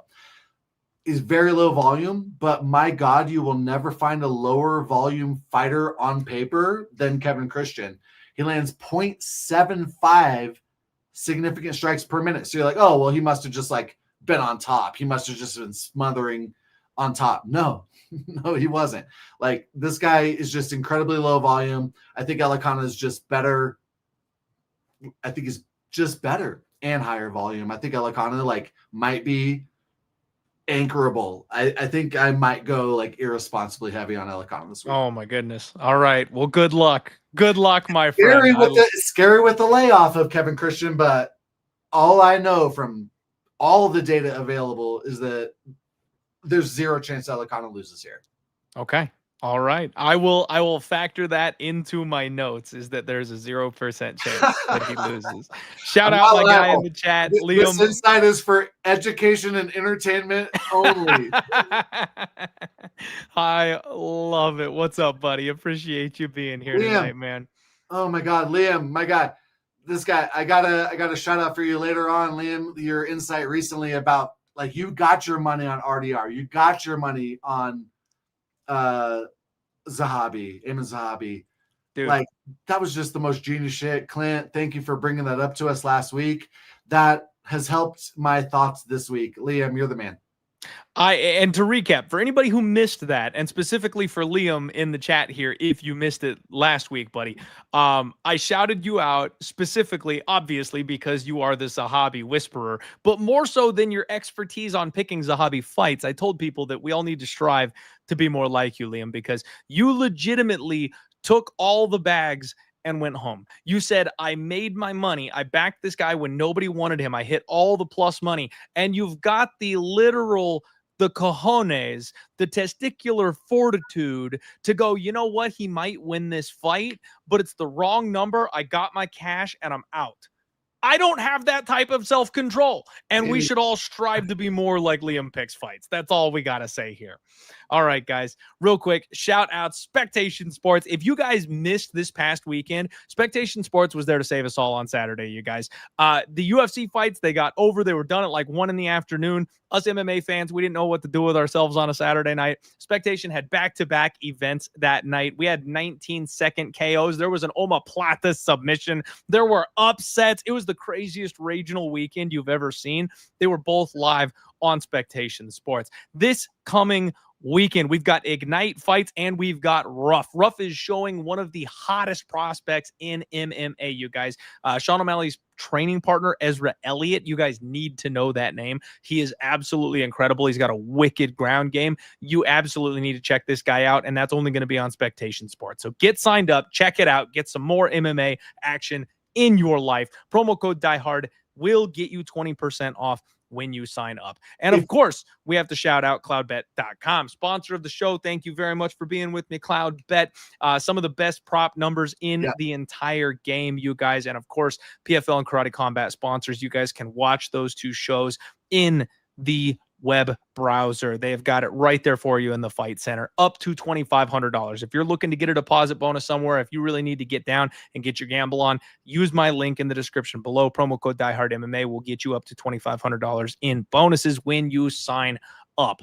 Check out cloudbet.com. All right, you guys, let's move this bad boy along. We got a couple of more fights to get to, and this one is one that I'm actually really excited about for some reason. Allan Nascimento takes on Cody Durden. Bro, can I stop you? Is Dan still here? Is Dan still here? That's a good question. He'll have to answer for himself in the chat. Maybe. We go long, so people pop in and out. You never know. Yeah, but oh my God, Cody Durden on short notice, like always. This guy just sacking up all the time, just hopping in on short notice. I got to know, has he been training? I don't know. Yeah, it's a good question. We should have asked him earlier. We should have asked him earlier when he was here, but we should have stopped everything and be like, give us the intel. Should have thought about it. Now, I know he's boys with Cody Durden. I've got a bit of a love-hate relationship with Cody Durden. Cody does not like me most of the times, but he still follows me on Twitter. We have a good little back and forth, even though we fight and bicker like an old couple. Hey, there he is. Dan says Cody been training the last 7 weeks at ATT with Pantoja and Kyoji. That's good news. That is very good news. But man, it's tough because, it's funny. I don't ever mean to speak ill, obviously. Friends of friends, all that kind of stuff. And I respect every single fighter that steps in the cage. Most of the comments I make on this show are for entertainment purposes, you guys. So, jokes, I don't mean to actually tear people down on a personal level. We're trying to have some fun. But I did say that Cody's a guy that I feel like he's a little long in the tooth, right? At 34 years old, he's too old to be a prospect. He's got a decent skill set. When he got to the UFC, he was taking the right guys out, but losing to the wrong guys. The Jimmy Flick choke will always live in my memory here. His best win, Charles Johnson, which frankly has aged amazingly. I will never forget the moment where he ruined my night because I was 1000% confident that Jake Hadley was going to tap this guy out, and he just gritted through it. I mean, he was basically in cardiac arrest. His heart was about to stop, and he decided I still wasn't gassing out that night and just forced his way through. But this last little run that he's been on since he's gotten a step up in competition, the shit has hit the fan a little bit here. He's 1-4 in his last 5. 3 of those losses by finish. He was fighting really well with Bruno, man. He was impressing me in that fight, frankly. I got to give credit where it's due. And then he just got nuked in the second round. Jose Ochoa took him out in round 2. He did go a full 15 with Josh Van, which is impressive. Sigir Ulanbekov got him in the rear naked choke in round 2, and that's kind of always been his Achilles heel, is the sub defense. For a wrestler, he wants to get on top of people, take them down, wear them out, beat them up. But he's got 4 losses by subs. So he does tend to leave his neck hanging out there just a little bit sometimes. And that's kind of always been the thing I've tried to catch him with his pants down on. Allan Nascimento, he's a size bully. 21-6, 34 years old, training how to shoot the box. Like, he can strike. He's all right striking, but like, you watch his last fight against Rafael Filo. Filo is a terror. Filo's a monster on the mat, and this guy was able to get on top of him and just bully him on the mat. Now, Nascimento can go to decisions sometimes because of how big he is, because of how much weight he cuts. Sometimes he slows down a little bit. Sometimes he does tire out a little bit, but he will sell out on winning the fight, right? He will make sure that he gets the control time that he needs to win the fight. And that's kind of the thing that, as gamblers, we got to respect just a little bit. Like, it's not impressive. It's not fun. As fans, you can say the guy is, not entertaining, whatever. But as gamblers, it's nice to know the guy will win you that ticket if you need him to. Nascimento is supposed to be a pick'em here against Rafael Estevam. Estevam's a bum. I wanted to fade that guy so bad. I don't have a line right now. He's a gasser. He's a good gasser. He's a gasser. Like me. That's exactly right. So like Tim said, the line is going to be tragic, and that's exactly the problem. So we were going to get a good line against his gassy opponent here, who is getting thrown to the wolves, and Rafael Estevam, which is sad. But now he's probably going to be a decent size favorite here against Cody Durden. I'm going to look at the sub props, man. I think it's Allan Nascimento. Yes, Cody's been active. Yes, Cody's been training. Yes, he's training with Pantoja. Like, I respect all of that.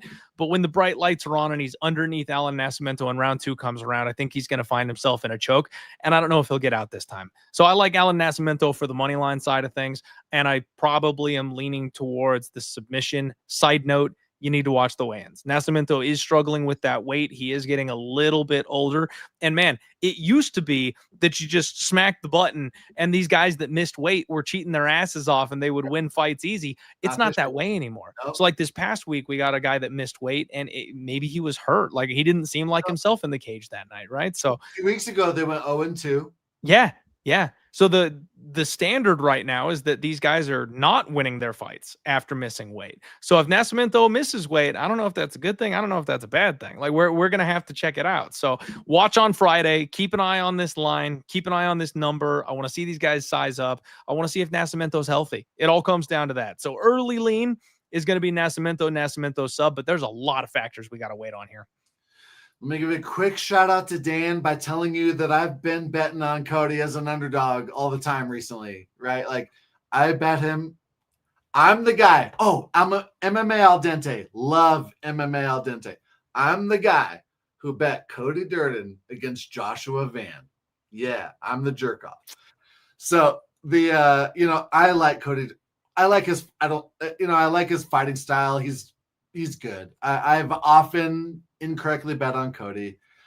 Now shout out to Liam. Allan Nascimento is my guy that I got in. I smash and grab. We've all got a guy. Like Clint. Like Clint's on Contender Series. He just gets in and gets out with that stealing.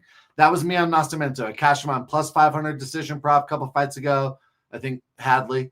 And so while I feel super confident in Nascimento here, Liam, I hear Liam like, bro, you got that money on. You knew Nascimento was good. Don't get greedy. So I'm on Nascimento. I might get to like a Nascimento round 3 submission here. Cody always looks great. What does he do? Round 1, he gets takedowns. If you're on Nascimento, maybe you wait and live bet him because Cody always looks great round 1. And then tends to struggle because credit to the guy. He's always taking short notice fights. I feel like every fight Cody's on short notice, but I'm on Nascimento, probably decision. I think a late finish is good value. Okay, there you go. Next up, you guys, we've got Charles Radtke taking on Daniel Frunza. Chuck Buffalo makes his way back to the cage. This guy actually is a Spectation Sports fighter, so we always got to root for Chuck Buffalo a little bit. I'm coming off of a disgraceful attempt to fade Mike Malott. I stand by the attempt. But Charles Radtke ran face first into some punches there that night. That didn't end up super great. He's a piece of work. I mean, really. So he's 3-2 in the UFC, and those wins are coming over guys like Mike Mathetha, Gilbert Urbina, Matt Semmelsberger. Now he's finishing those guys, right? But his losses are to guys like Mike Malott, Carlos Prates. We know the floor, we know the ceiling. The question is, where does he lie between? He's a decent striker. He can wrestle. He's a decent grappler. He's very strong. He's aggressive. Little chinny, 3 knockout losses. But the guys who knock him out are seemingly pretty good. 35 years old, not a prospect. So, yeah, he's going to get in some fun fights from here on out. You got to be careful about your spots, but I think you can bet him in some places. Frunza, 31 years old. He is coming into his second fight in the UFC off Dana White's Contender Series, and he's a guy that I had questions about in his last fight. Now, I'm happy to say that I was opposed to this guy in his last fight. I thought, you know what, this maybe was the buy low spot on Rhys McKee, but here's the kicker, man. Here's the kicker. Rhys McKee is a guy who is death by 1,000 cuts. He'll beat you up over 15 minutes. He'll wear you out. He'll dice you up. He'll take a couple big shots and then just refuses to fuck off. And then the next thing you know, you're going, oh my God, I'm tired. Why is this guy still in front of me? Why is he still punching me? What are you doing, bro? Stop. That's Rhys McKee. Rhys McKee iced this dude in the first round. I mean, dropped him 60 seconds in. It was a brutal first round for this guy. And to be finished by a guy barely hanging onto a roster spot like Rhys McKee in that fashion, I've got questions. You know, I don't know what to make of Daniel Frunza at this point. He's pretty slow. He throws naked leg kicks. His defense is awful.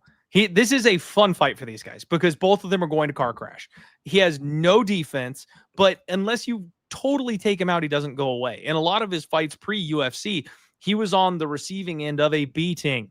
And then, similar to Rhys McKee, refused to fuck off and kept coming forward and then breaks people. That's what he did on Contender Series to get his contract. So this should be a fun fight between two guys that want to get in there and just bang it out. But I've got a little bit more faith in Chuck Buffalo. I do think that Buffalo is probably the right side here. But it's tough to bet when you know both these guys are going to go in there face first. This has fight of the night written all over it. As you pointed out, Frunza is a forward pressure guy. Chuck Buffalo's got power. You know, I think Charles has decent but overrated wrestling. He has good standing back takes. His 12% takedown success rate is pathetic, especially considering that he got to fight Kiwi kickboxer Blood Diamond. You would think that fighting Mike Mateta would inflate your takedown success rate, right? But no. Once he gets you down, no jiu-jitsu threat, no meaningful ground and pound threat. And it's so weird. The story from the gym is that he's a really good grappler. He refuses. He's just one of these guys that you can't trust for fight IQ because he's like, oh, I could sub you, but no thanks. You raised such a good point. Let me cut to my punchline and then I'll come back to more breakdown. If you're on Radtke and you're going to bet Radtke KO, bet the inside the distance. Because while Frunza got dropped and got finished by cut, he's never been actually KO'd and he has jiu-jitsu concerns. If you're on Radtke, play the inside the distance because Radtke might get his third submission here. He's got 5 KOs, 2 submissions. Play the inside the distance on Radtke if you're going to play the KO because I think he's live for a sub here. I might even get to like a risky, round 2 submission here or something. But overall, I don't think Charles is great. Not a lot of combos. He's not too smooth. Lots of single shots.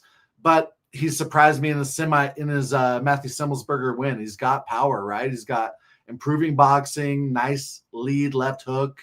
Good job. Frunza, forward pressure guy, like you pointed out. He walks his opponents down, sprawl and brawl guy. Lots of feints, very bladed. He likes to paw with the front hand and try to grab that wrist to find range. Lots of kicks, likes the teep. I think at distance here, Frunza might win minutes by being forward pressuring, lots of body kicks, just a little more volume. But I think Radtke's probably live for a finish here. Frunza really drops his hands when he does anything. If he throws the low kick, his hands are like at his butt. Really tough fight to pick. Unknowns about both guys. Both guys are kind of up and down. I'm on Radtke inside the distance. Okay. I agree with you. Such a tough one. I might parlay overs. I might go I'm hoping the over 1.5 is like a pick 'em. I might like ladder some overs here. I could see this going the distance. It's such a sketchy fight, probably a stay off. I'll mention like the low volume is just alarming both ways. Okay. Fair enough, man. Fair enough. Shout out to Cloudbet here. They've already got some of the numbers up. So plus 575 on Radtke by sub. I expected that number to be better. That's where, again, I'm always sus here with the books, right? When a guy has not had a sub in the UFC and he's always gone out there and just punched people in the face, when they've got the sub number that low, it's like they know there's a shot here that he could get this thing by sub. So you can't get one over on them, but getting near 6-1, maybe a shot. Shout out my guy in the chat here, Miko the Samurai, saying, am I listening to two cappers with double-digit plus negative records for this year? Yes, Miko. Yes, you are. But what I will tell you is you're listening to the only two guys that will wear that, not proudly is the wrong word, but we're not hiding from it. We will come right out and tell you what kind of year we're having, and we will fully admit to the down years. You got to respect the up years when they come, but we also will stand by it and tell you when we're having a tough time. So no rock to hide behind here. And we worked our butts off to give you free help tonight. So sit back, enjoy the show. Hopefully there's a couple jokes that make you giggle and hit the like button. Why not? Next up, you guys, Isaac Dulgarian comes on back, taking on Yadier de Valle. And one of the most delicious moments of my life will always be the C-Rod fade on Isaac Dulgarian, man. Being one of the only people on planet Earth sitting on C-Rod for that night when everybody else was upset. Not that I want everybody else to be upset or anything like that, but it was just delicious to win that split decision at a big plus number. Good times. Now, Isaac, can I say? Yeah, go for it. The worst thing in the world, I lose a parlay, I open Instagram, and Clint is screaming about his underdog casher. We've all been there. Clint, we should all take take stock of that. When he's on a dog, we need to tread lightly on those favorites. Not this year, but yeah, it used to be that way. So man, Isaac Dulgarian kind of got back to doing what he was working with before the UFC, right? His whole thing is he's just a front-loaded little monster. This guy's wrestling is unreal. He is so physically strong. He can just pick you up and chuck you around the cage however he wants to. I swear, he's built like an ant. You know, they can lift like 70 times their body weight or some shit. Like, that's Isaac Dulgarian. It doesn't stop him that you're bigger than him. He'll pick you up and slam you, no problems. The thing is, there's a tax with that. Like, it costs the gas tank. It costs the cardio. C-Rod was the guy who was able to finally bring that out of him, but nobody else has been able to. And C-Rod, a bit of a weight bully at that point in his life, right? He was in the wrong weight class, struggling to make that weight. And most of the people in this weight class are not going to be as big as Christian Rodriguez. So in his next fight, Dulgarian got right back to what was working, took on Mariotte, got him out of there with an arm triangle choke in the second round. He's been working hard on the cardio. He's been working hard on the wrestling, trying to make sure he's not going to gas out or struggle. You know, that's been a real focus for him. And I'm very excited to see Dulgarian 2.0 as we continue here. His opponent, Yadier, is the Cuban Problem, who is undefeated and is in for his second fight in the UFC. I find this super interesting, man, because I think there's a lot of upside for both these guys. This is a really odd booking to me. I'm like, why would they sacrifice either of these guys at this stage of their careers? Because Dulgarian, somebody that you should be getting behind at this point. Like, yes, he had the split decision loss to C-Rod, but that's not something you can't bounce back from. And he just got a big finish in his next fight. Why are you not getting behind him? Yadier comes off Dana White's Contender Series, subs out Connor Matthews in round one, which that's not a great win. Everybody beats Connor Matthews. But he's exciting. He's flashy. He's a finisher. Why would you put them up against each other in their second fight? Like, it just makes no sense to me matchmaking-wise. But Yadier is the kid that they were talking about that was like working a food truck and like doing pull-ups in the back of the food truck, right? He's trying to stay in shape while he's working as like a blue collar, like immigrant mentality type of fighter. And I can't help but love the guy for that, right? 29 years old, hard worker, insanely jacked. Like, my God, the physique on this guy, you could not find a more impressive physique in the UFC at this point. He looks totally normal and then takes the shirt off and you're like, fuck.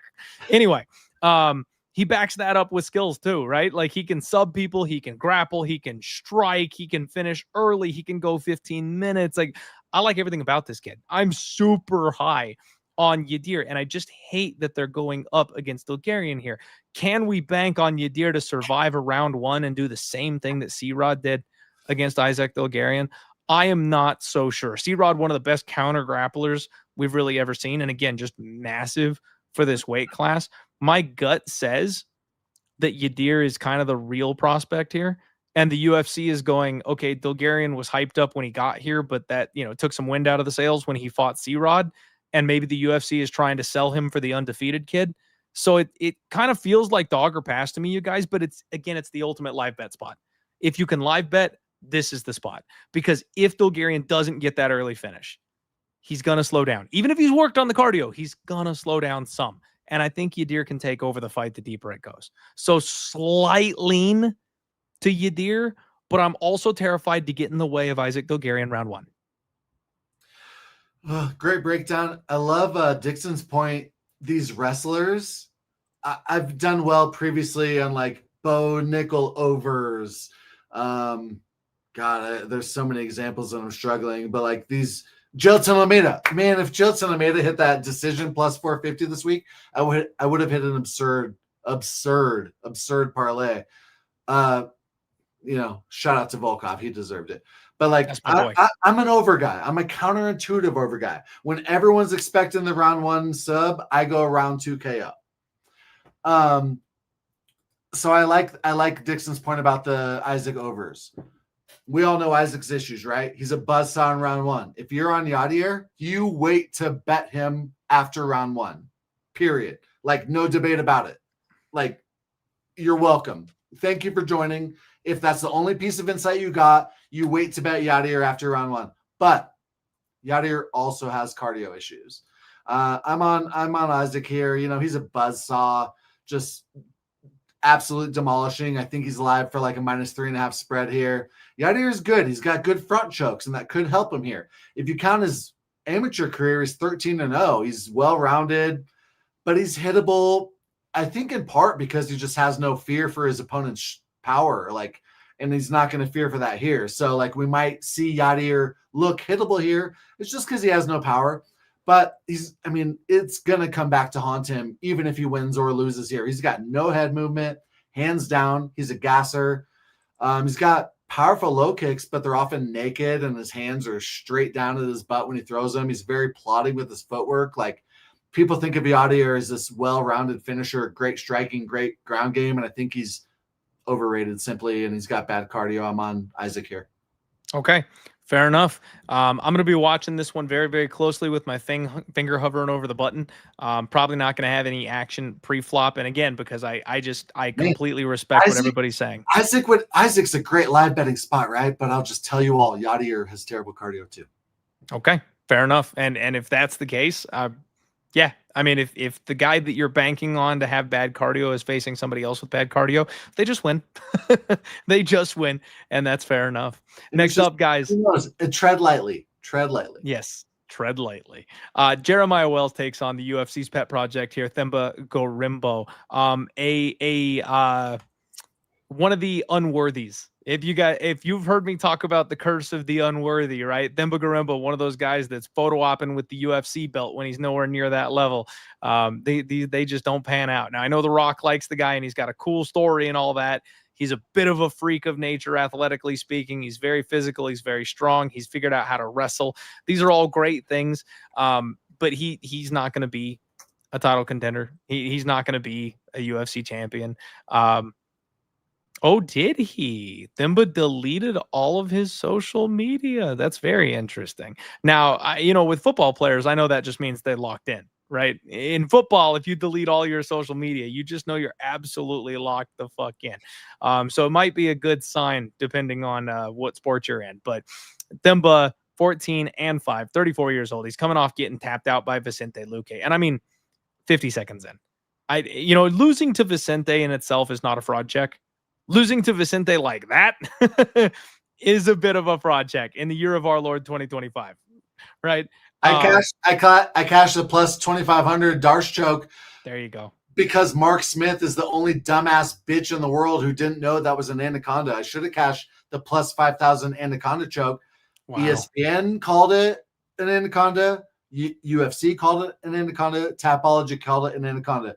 Wow. Bet MGM, they found an MMA junkie article that called it an anaconda and said, no, we're cashing an anaconda. Such horseshit. I blame Mark Smith. Gotta cut it down where they can. Mark Smith is the only guy in the world that thought that was a Darce because he doesn't know what an anaconda is.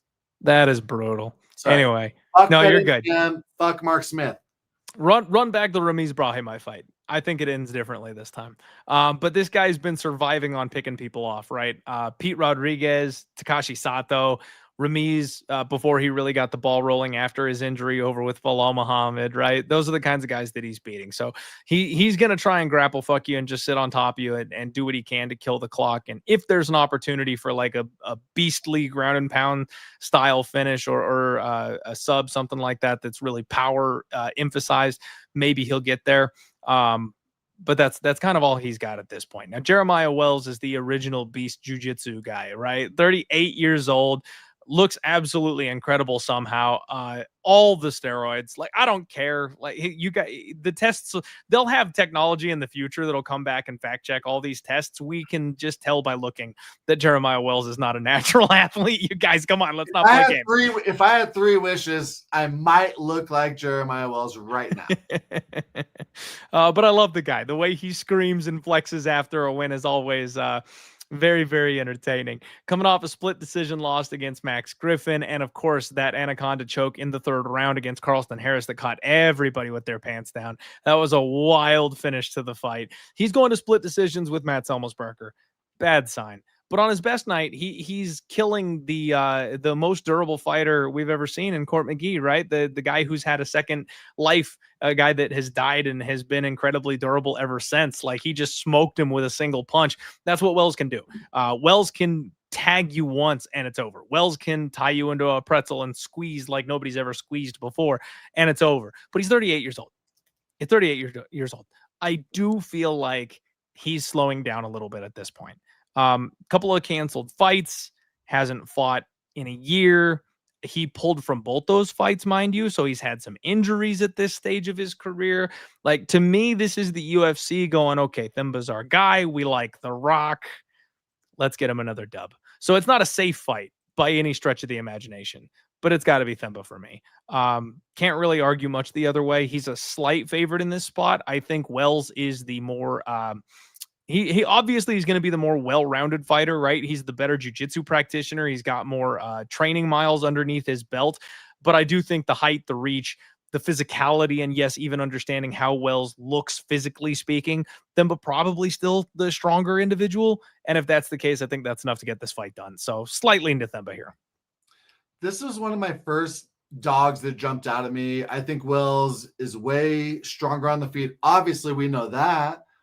I think Themba's going to shoot for really shitty takedowns. He goes for these takedowns like on his knees. That's why I cashed the front chokes on Luque. Like, Wells is live for Ninja, Bravo, Darce, Anaconda, Guillotine here. But I think Wells is just going to keep it standing and crack him. You know, Themba's got really bad striking defense, in my opinion. So yeah, this is a close fight. Themba's improving. Wells is up and down. I never get Wells fights correct, except the Luque fight. You know, Luque was a dog. We bet the Luque submission plus 500. I'm on Wells here. I really thought this was going to be the link dog of the week. I don't know how this isn't. I wonder if Wells has an injury here. Like, I don't know what I'm missing. I don't know if anyone in the chat has like a super strong lean on Themba. Like, Themba's got decent striking.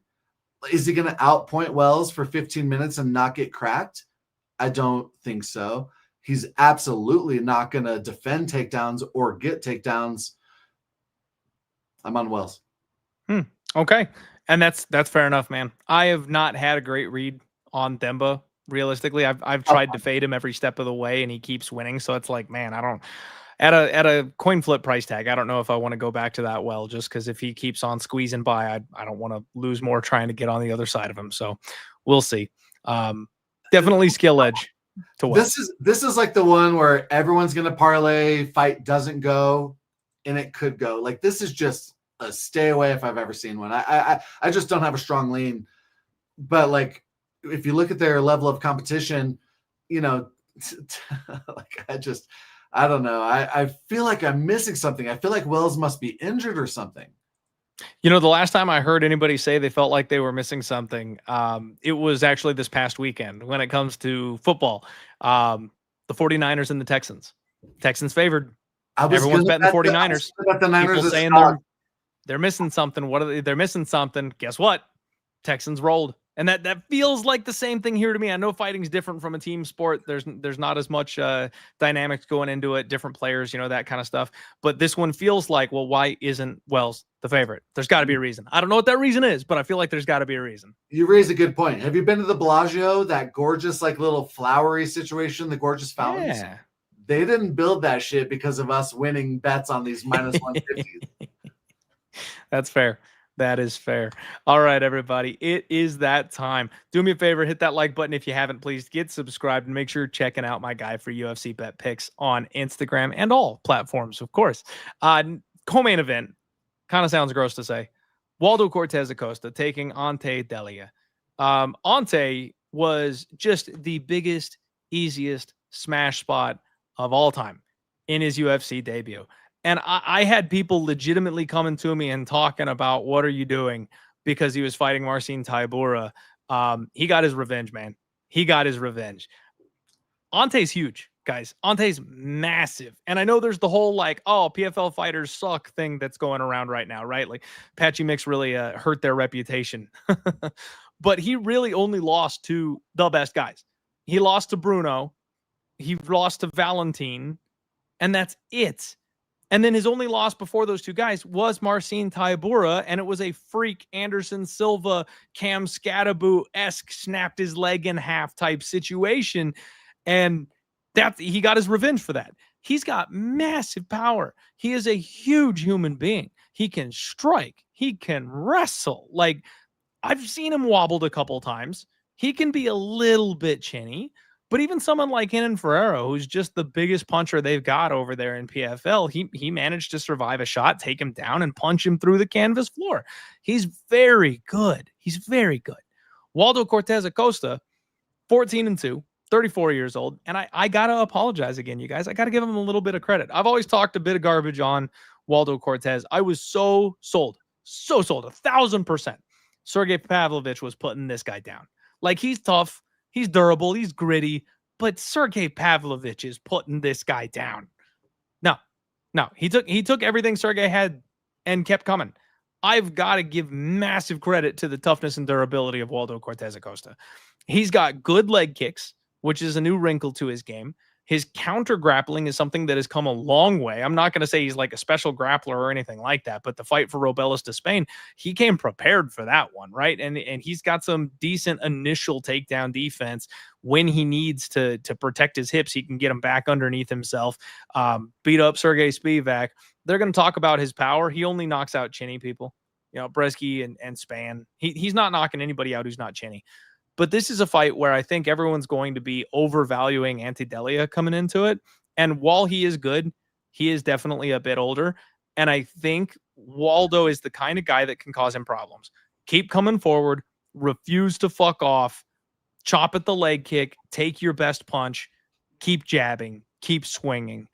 Believe it or not, for the first time in his entire UFC career, I am tempted to bet Waldo Cortes-Acosta. This is a pick'em, so I can't make him my Link Memorial Dog of the Week or anything like that. This is the one, man. I was looking at Waldo being the Dog of the Week, but he's pick'em, so I can't.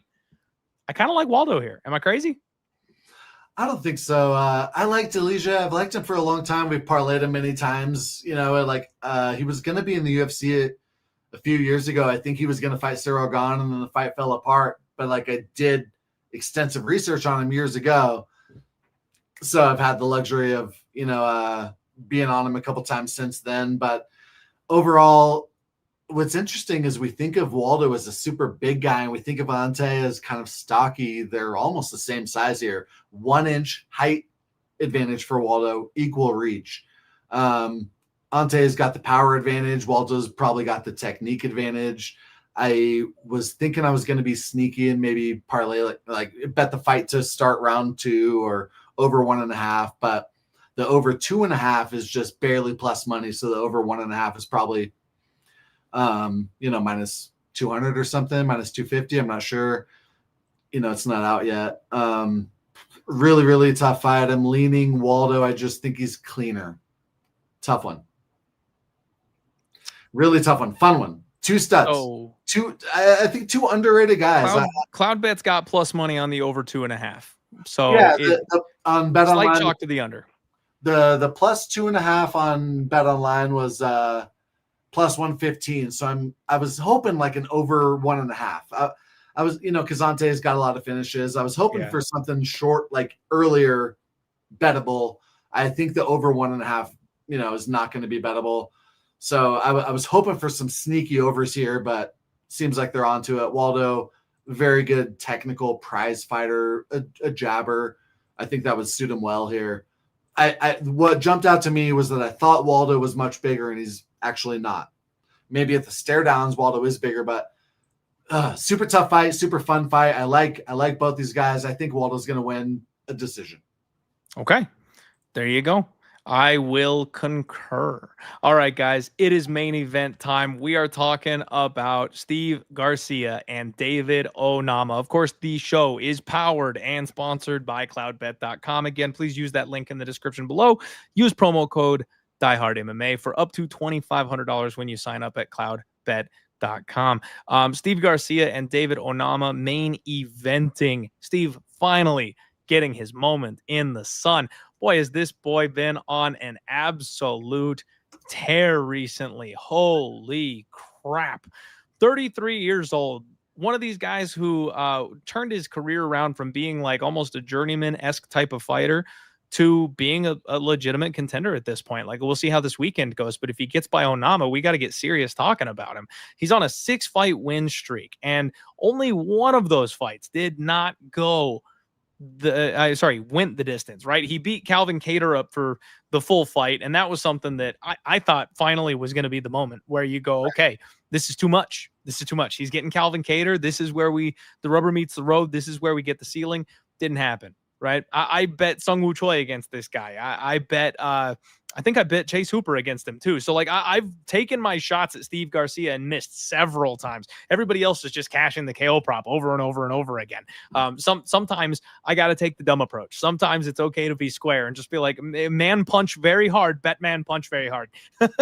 And that's the attitude I need to have with Steve Garcia coming into this one. But he's also showing an increase in level. Like that fight against Calvin Kattar was impressive. The elbows that he's landing on Kyle Nelson was impressive.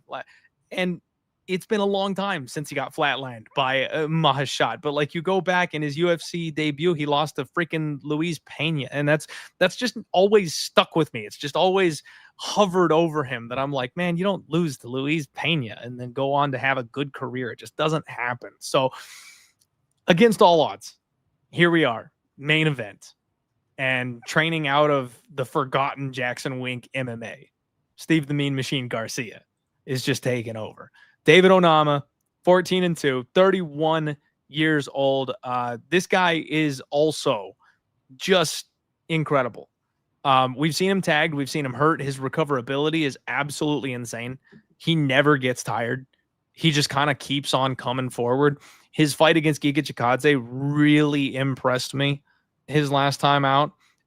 His fight against JSP, right? I was the big JSP guy, right? I thought JSP was something serious. So when he was able to come in and do what he did to JSP, it was really impressive to me.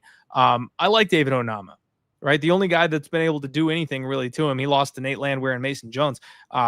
Landwehr, you piss him off and he's a problem. You got to kill the guy. And if you don't, that's a problem. And Mason Jones just rinses people on the mat. You know what I mean? He's a guy that can just take you down over and over and over and over again.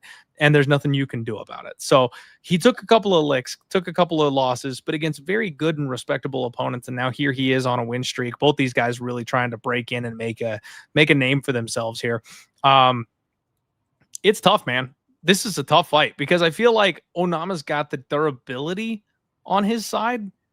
And believe it or not, Steve Garcia probably has a slight wrestling advantage. Onama's got like a 52% takedown defense rating. But these guys grade out to be kind of similar to me. I feel like we're going to get a banger of a fight, and it's going to come down to who gets clipped first. And both guys are willing to swing down on the mouthpiece and just trade and really go for it.